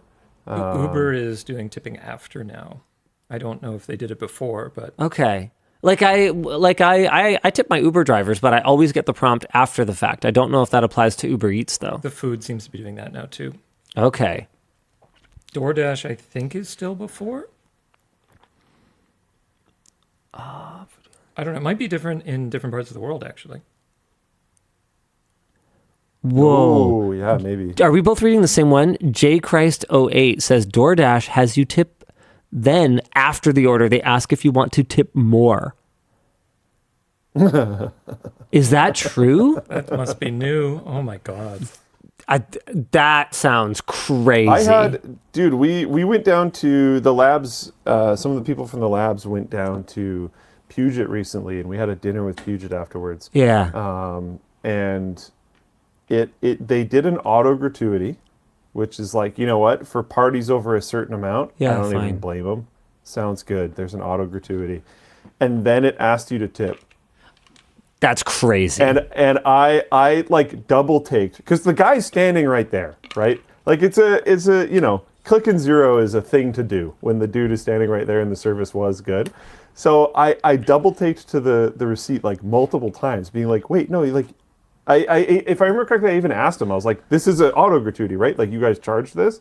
This was a tip that got charged? And he was like, yeah. And I was like, I look back at the machine and it's asking for a tip, and I'm like, okay.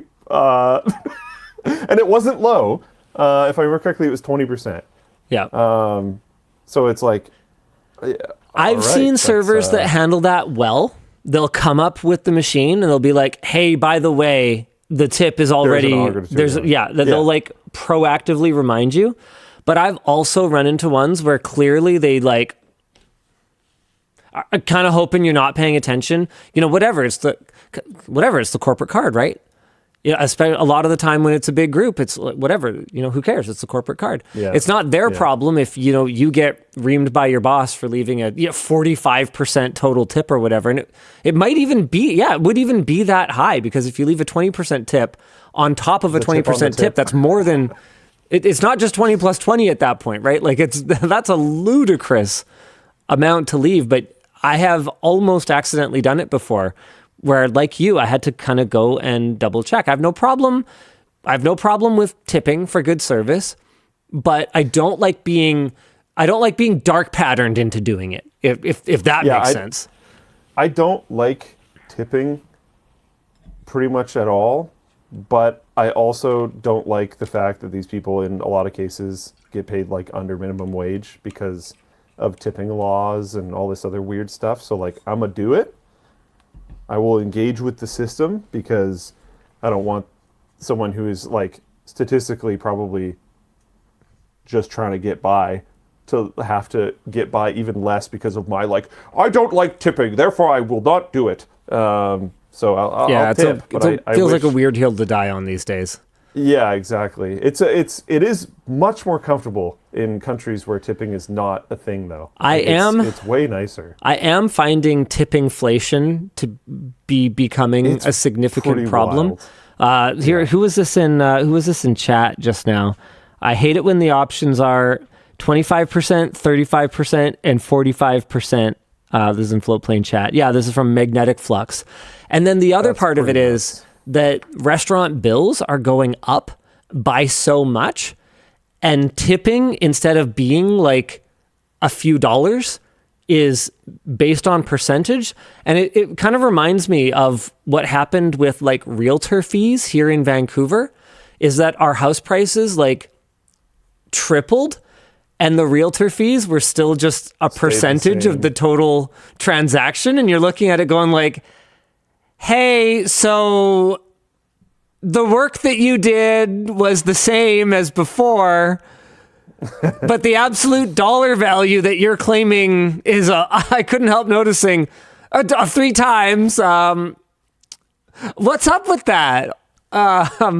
Yeah. Also, dual agency was legal here forever, and there's still loopholes that allow it. So, like, it's a whole crazy thing where, as far as I can tell, the entire industry is incentivized for prices just go up, whether a realtor is representing you or the other party. They're still being compensated as a percentage of the transaction. So, like, that's a pretty big conflict of interest. Anyway, sorry, this is a side tangent. It is. I'm being reminded that I'm running late for things. Oh shoot. Okay, well, let's keep going. Let's here. I'm gonna push this one to next week. Hold on. Let me just do this. Comment. Okay, that is super cool. But yeah, we can talk about it next week. Yeah, it was super cool. But it's not particularly time sensitive. We can talk about I'm doing a dedicated video on this at Computex. Okay. So, yeah, that can push. Cool. And then okay, this is mostly just speaking of conflicts of interest. My brother-in-law works for Spexi, and I thought this was pretty cool. He was talking to me about it over dinner, and now it's being reported over at GamesBeat. But my brother-in-law's company, wait, what the hell is this? Is back for 2026, announcing a new format. This is the wrong article. Not the article you clicked on. Yeah, whoops. Let's try this. Oh, for crying out loud. I think that is just a bad link.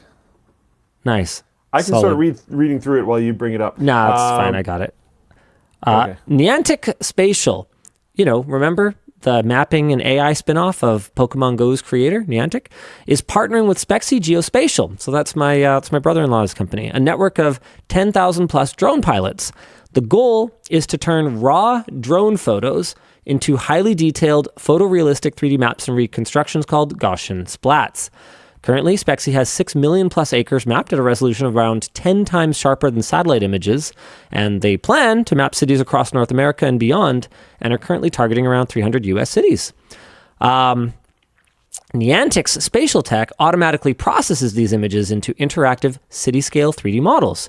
This is pretty huge because fresh data is really key for training advanced AI models and ensuring that things like self-driving cars or delivery drones or robots have an understanding of real-world geometry in order to navigate safely. Bill Lakeland, Spexi's CEO, also spoke on how synthetic data doesn't work when you think about something like a first responder trying to get access to a window or something that needs to be in an exact location. AI can't just fill in details. Exact locations matter. So the use cases for this vary. Infrastructure and utility companies can use the data to inspect bridges or power lines or pipelines safely from the air without risk to humans or without, if we're being realistic, time. In transit, city planners and governments can create digital twins of cities to simulate construction and managing zoning or planning smarter infrastructure. Energy operators can monitor large-scale solar farms, wind turbines, and oil fields. And of course, AI and robotics development can train on real-world 3D geometry for self-driving cars, delivery drones, etc. So the way it works basically is like you download their app, and I think there's only like one particular model of DJI drone, or there might be a couple of models that are supported. And then they have just kind of like zones that you go to, you launch your drone and you just say go. And your drone basically goes up and it goes click, click, click, click, click, click, click, click, click, click, click, click, click, click, click. And it just captures a bunch of imagery and then you update it. And they're working on a system that I believe is still in like fairly early stages, but where basically if a city wants one of these super high resolution, super detailed maps, they pay Spexi, and then Spexi goes, okay, here's the bounties. Go ham. Here's all the zones where you can go earn a bounty. So people who just wanted to like go out, get some fresh air, fly their drone anyway, can make some money while they're doing it. Yeah. So it kind of, it's cool that they're partnering with Niantic, who was the same company that kind of went, hey, we're creating like geospatial mapping, and if you happen to want to go out for a walk anyway, then you can go collect some Pokemon, and by the way, we're going to, build this geospatial mapping thing. So it seems like a pretty cool partnership, and that was a big announcement for them this week. So I thought I'd kind of share that. Nice. Oh yeah, here it is. Noki posted, I think, for crying out loud. Where's it? Yeah, I think this video has an example of the mapping around 30 seconds. Yeah, here we go. So this is super cool. That I as a tech guy, this video was super light on the like, oh my god, this looks like an actual RTS, but it's the real world. Like stuff that I thought was really cool. It's more like flashy, but very cool. And you know what else is cool is Luke just kind of taken off before we do After Dark. Why don't you head out if you got to go, and then I got to. Is there any that are addressed to me that I can do quickly and then just rip out of here? Yeah, sure. What mic are you using? I need to do the Razer spot though before we do. Okay, sure. Okay? They're in potential if you want to read them through first. Go for it. You got All it. right. Were you going to put the laptop here running Cyberpunk again, or are we not doing that again? Oh, cool. All right. Well, the Razer Blade 18 was built for heavy work. Oh, it's just me. Sure. Right. I have my garbage here, Dan. The Razer Blade 18 was built for heavy. They're never going to sponsor us again. Was built for heavy workloads, from modern AAA games to rendering 3D assets to running local LLM inference and compiling code bases. Basically, you name it, the Razer Blade 18 can do it. And that's thanks to Intel's. Okay, this is a different. Oh, okay. That's thanks to Intel's Core Ultra 9 290HX Plus processor with 24 cores, giving you up to 5.5 gigahertz boost clocks. And if you want to game on your Blade 18, it happens to include an Nvidia GeForce RTX 5090 with 24 gigabytes of VRAM. You are getting an 18-inch dual-mode display. It can do 4K 240 hertz or 1080p 440 hertz. Sorry, excuse me. UHD plus and FHD plus. So I think that would be 16 by 10. And to keep everything cool under these heavier workloads, it has an advanced vapor chamber cooling system, including their updated multi-fan design. You get high-speed connectivity, including Thunderbolt 5, Wi-Fi 7, 2.5 gig Ethernet, and you get THX spatial audio from the speakers. So, if you want to grab a Blade 16, which was the one we talked about earlier, or a Blade 18 today, all you got to do is go to the link in the description or scan this QR code. Oop, that one on screen. All right, time to flip to After Dark, Mr. Dan. Okie dokie. Did you have a look through some of those ones in potential? Luke. Did I? Oh no, sorry. Okay, all good. I thought you were just gonna tell What me. a show.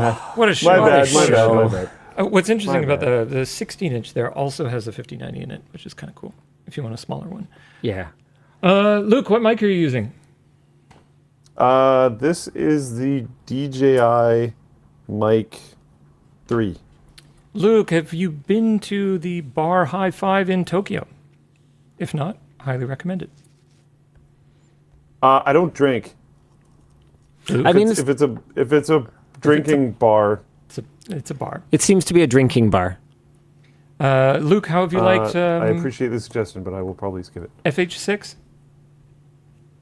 I played it a bit at Whale LAN. We were racing some people. It seems cool. It seems like FH5 in Japan, which is cool.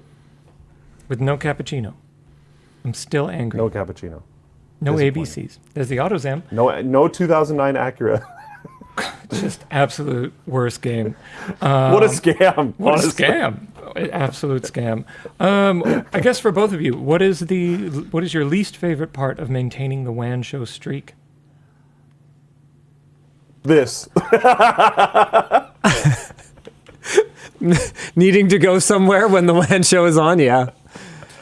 Yeah, the challenging hours when you're traveling, of like aligning the people who are not traveling and the people who are traveling, is pretty tough. I think overall I like the WAN show streak. It's such a part of my weekly routine at this point that I feel like if it was a Friday afternoon and I was not doing WAN show, I'd start to get like kind of agitated. Like I wouldn't really know It what gets weird. Yeah, because we've done it early. Like we've done very early in the day WAN shows, and it'll be like Friday afternoon, and I'm like getting like the shakes. Like I don't know where to go. I don't know what to do. Yeah, I've been doing a show for every Friday at least for the last 12 years. Who needs the social life? No, I mean, That's stupid. yeah, it's dumb. We got Luke. Yeah. Luke, have you heard of Mitchell the Moose Hooper? He's a Canadian strongman and reigning world's strongest man. Only yeah. Canadian Yeah, to I win know, that time? absolutely. Yeah. Yeah, dude's a beast. Guys, seems like a nice dude, too. Yeah. I know it's a long shot, but what would it take for you to do a 30-day switch to Mac or Apple challenge? Would love to hear your thoughts on Mac OS after your recent experience with Linux. I could do it on my laptop, I'm sure. And that could be interesting and neat. Doing that on my desktop would be the death of me, I think. What if we gave you like a cheese grater or something? With a Bulbasaur sticker on it to make you feel better. I mean, we still have a Mac Pro kicking around, so you could take that. Trash can? Nah. No, we have like a The new cheese laptop, grater though, still. I think it could be interesting, like forcing myself to get used to using Mac OS and seeing if I could find a way to not just hate it by Yeah, good luck with that. like exposure. Actually, I doubt some it, exposure does help, yeah. Hey, LLD, I work as a flight instructor and find my students tend to get humbled when they try to land. When is the time you have found yourself being overconfident only to be humbled and get an appreciation for a skill? I find that the older I get, the more sure I am that whatever someone else is doing is probably pretty hard. I think the last time that something was Am I gone? even more harder than I expected it to be Now you are. was when someone tried to coach me on cranking 90s in Fortnite. And just, I watched them do it, and, it looked like, it looked like it was like hard, but that I should at least be able to do it at slow speed. But I just, like, I couldn't muscle memory it. It was, admittedly, I only tried for like 4 minutes or something, but it just, Rocket League's another one. Rocket League doesn't look that hard when you watch someone who really knows what they're doing playing it. But, I mean, you've got to decide like 5 seconds ahead of time where you need to be in 5 seconds with basically pinpoint precision, especially aerials. Like, it's ridiculous. Like, Air dribbling is probably witchcraft. I was trying to play with my son and his friends one time, and I was like, oh yeah, this is like when my dad tried to play Mario with us, and it was just kind of a waste of everyone's time. I'll be in the room and I'll cheer. That's what I'll do. That's how I can contribute. Hey, so Akil and Nad, questions for Linus. Have your kids tried running Linux on their machines? I think you can go if you want, Luke. Yeah, I was just going to say, am I take off. clear? I Go, don't go. think there's any more. Okay. Yeah. You got to say the Bye, word. guys. No, say it right. Oh, should I call him? No. What? You could call me. I'll call him. Okay, cool. Calling me would be fine. Okay, bye. Okay. No, my kids have not tried Linux on their machines. Because if my kids try Linux, that's me trying Linux, and I've done enough trying Linux and troubleshooting for a while. My next foray, I think, is going to be just on one machine this time. I think it was very ambitious what I did, where I tried to do like all my machines at once with different distros. It was a lot of fun, but it was also, it kind of consumed a lot of the appetite that I have had for trying an OS for just a little bit here. How you doing over there, Dan? That's what she said. He's agile like that. Look at that. He's already back in his chair. It's crazy. Next, howdy from Texas, DLL. Markiplier finally released Iron Lung on YouTube. He mentioned that there was going to be a collab with y'all, and I'm wondering what happened with that. Cheers. Oh, we just both got busy. I think he and I have an exchange on Discord of just like, hey, and then several months pass. Hey, sorry I missed you, blah, blah. Several months pass. Oh, yeah, thanks for getting back to me. Sorry, I've been really busy. And then several months pass, and it's like, hey, yeah, I'm still totally down to do something. I know it's been a while, no pressure. Like, I think one day we'll do something. I'd love to, and I think he'd love to, but it's been a very busy life for both of us as a whole. Thank you, Dan. That is actually perfect in every way. You've truly done a marvelous thing. I'm a professional streamer. Yeah, all right. Okay, more. Let's see. If a village built its own fiber internet network and they could connect anything to the network, what would be the coolest or wildest thing for them to install for their residents? Linus Town, maybe. I know one thing that I want to do is like a buddy backup server target as like an employment perk here. I don't know if the cost is going to make sense anymore. This is something that I had kind of thought about doing before hard drives and memory and everything absolutely exploded in cost. And, just random perks that don't have, any kind of monetary benefit they have cost, so we have to balance that with all the other sort of perks that we offer and all of our other expenses. But I think just like a village scale, cloud storage would be kind of cool. Just like running your own infra. I mean, I think it'd be really cool in the age of like LLMs and AI.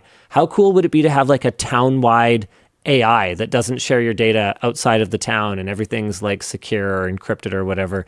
Would anybody actually do this? No. But you asked me what would be a cool or wild thing. And so I'm telling you that, even though I know that it's not realistic.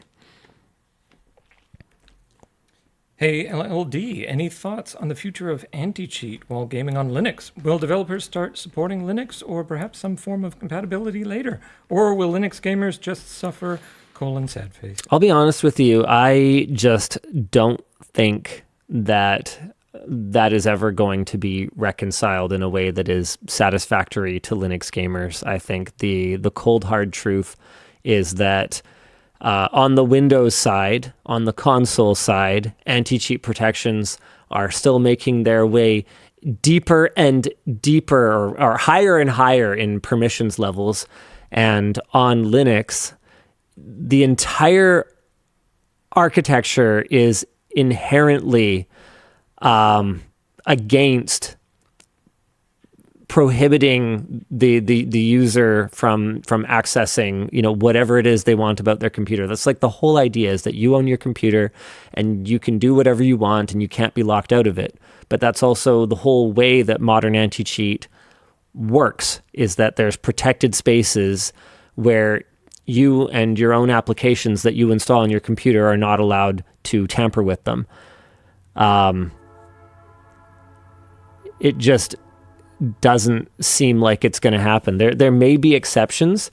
We may get like a gaming for Linux distro that is designed to be anti-cheat friendly.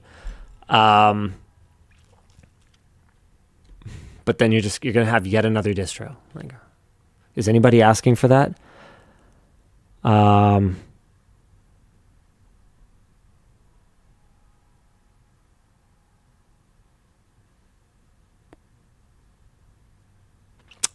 Raiden428 says, could Valve create an anti-cheat? Would they have enough clout and reason? I mean, they have one. Doesn't seem to work too great. So, yeah. All right, hit me, Dan.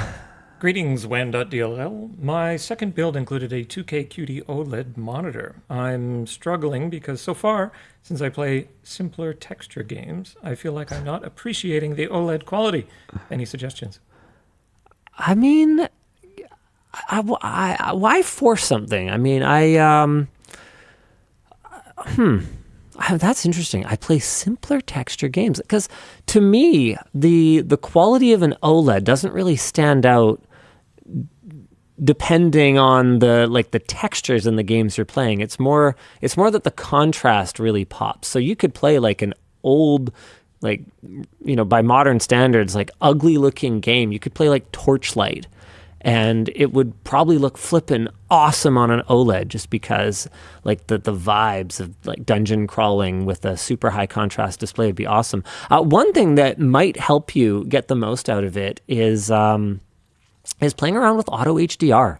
There's both the one that's included in Windows and also the one that Nvidia includes in their drivers that works with both games and with your passive media like movies and anime and whatever else. That's something that might really help your OLED punch a little bit more.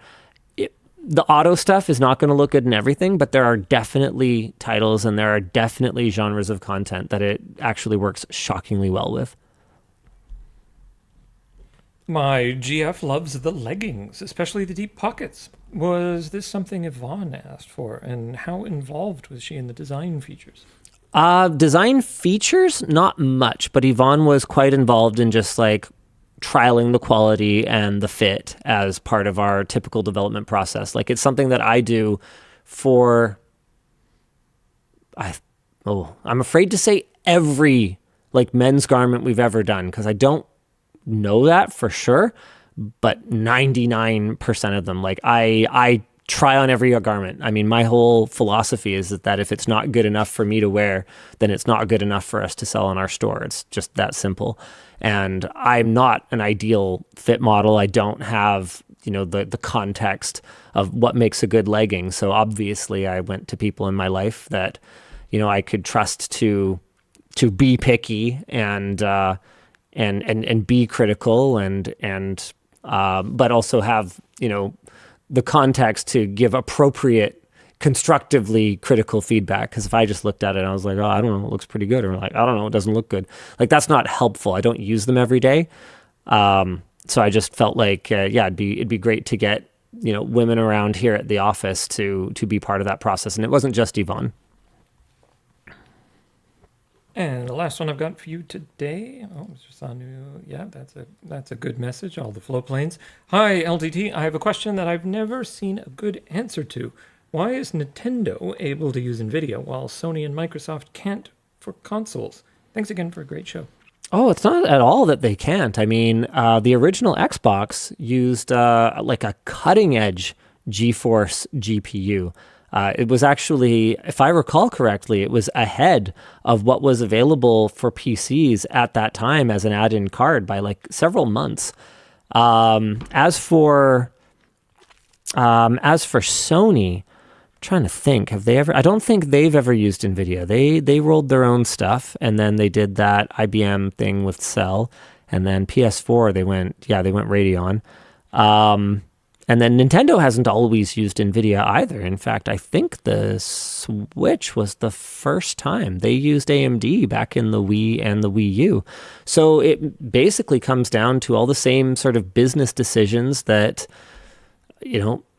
any company that sends out an RFQ and goes through and creates an optimal, bill of materials and goes through the R&D of creating their device is going to go through, where they're going to evaluate the performance and the price and the thermal and power characteristics of all of these, of all of their various options, and they're going to go with what makes the most sense. If I had to guess, I would say that Nintendo went with Nvidia for the Switch because nobody else had anything that was competitive at that power profile for the level of performance that they wanted to make the Switch as portable as it was.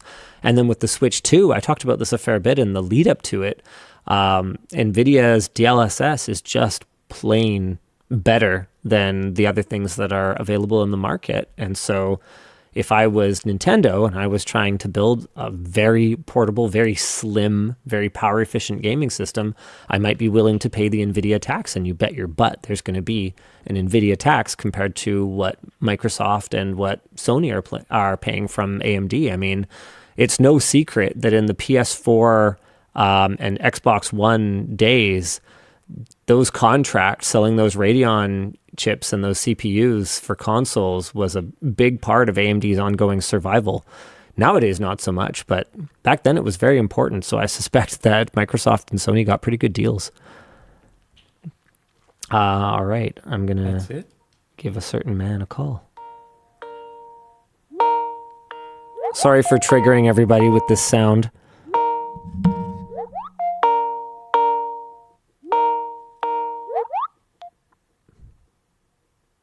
Hey. I am making this Tape WAN Show for the first time ever. Goodbye! Goodbye! Goodbye!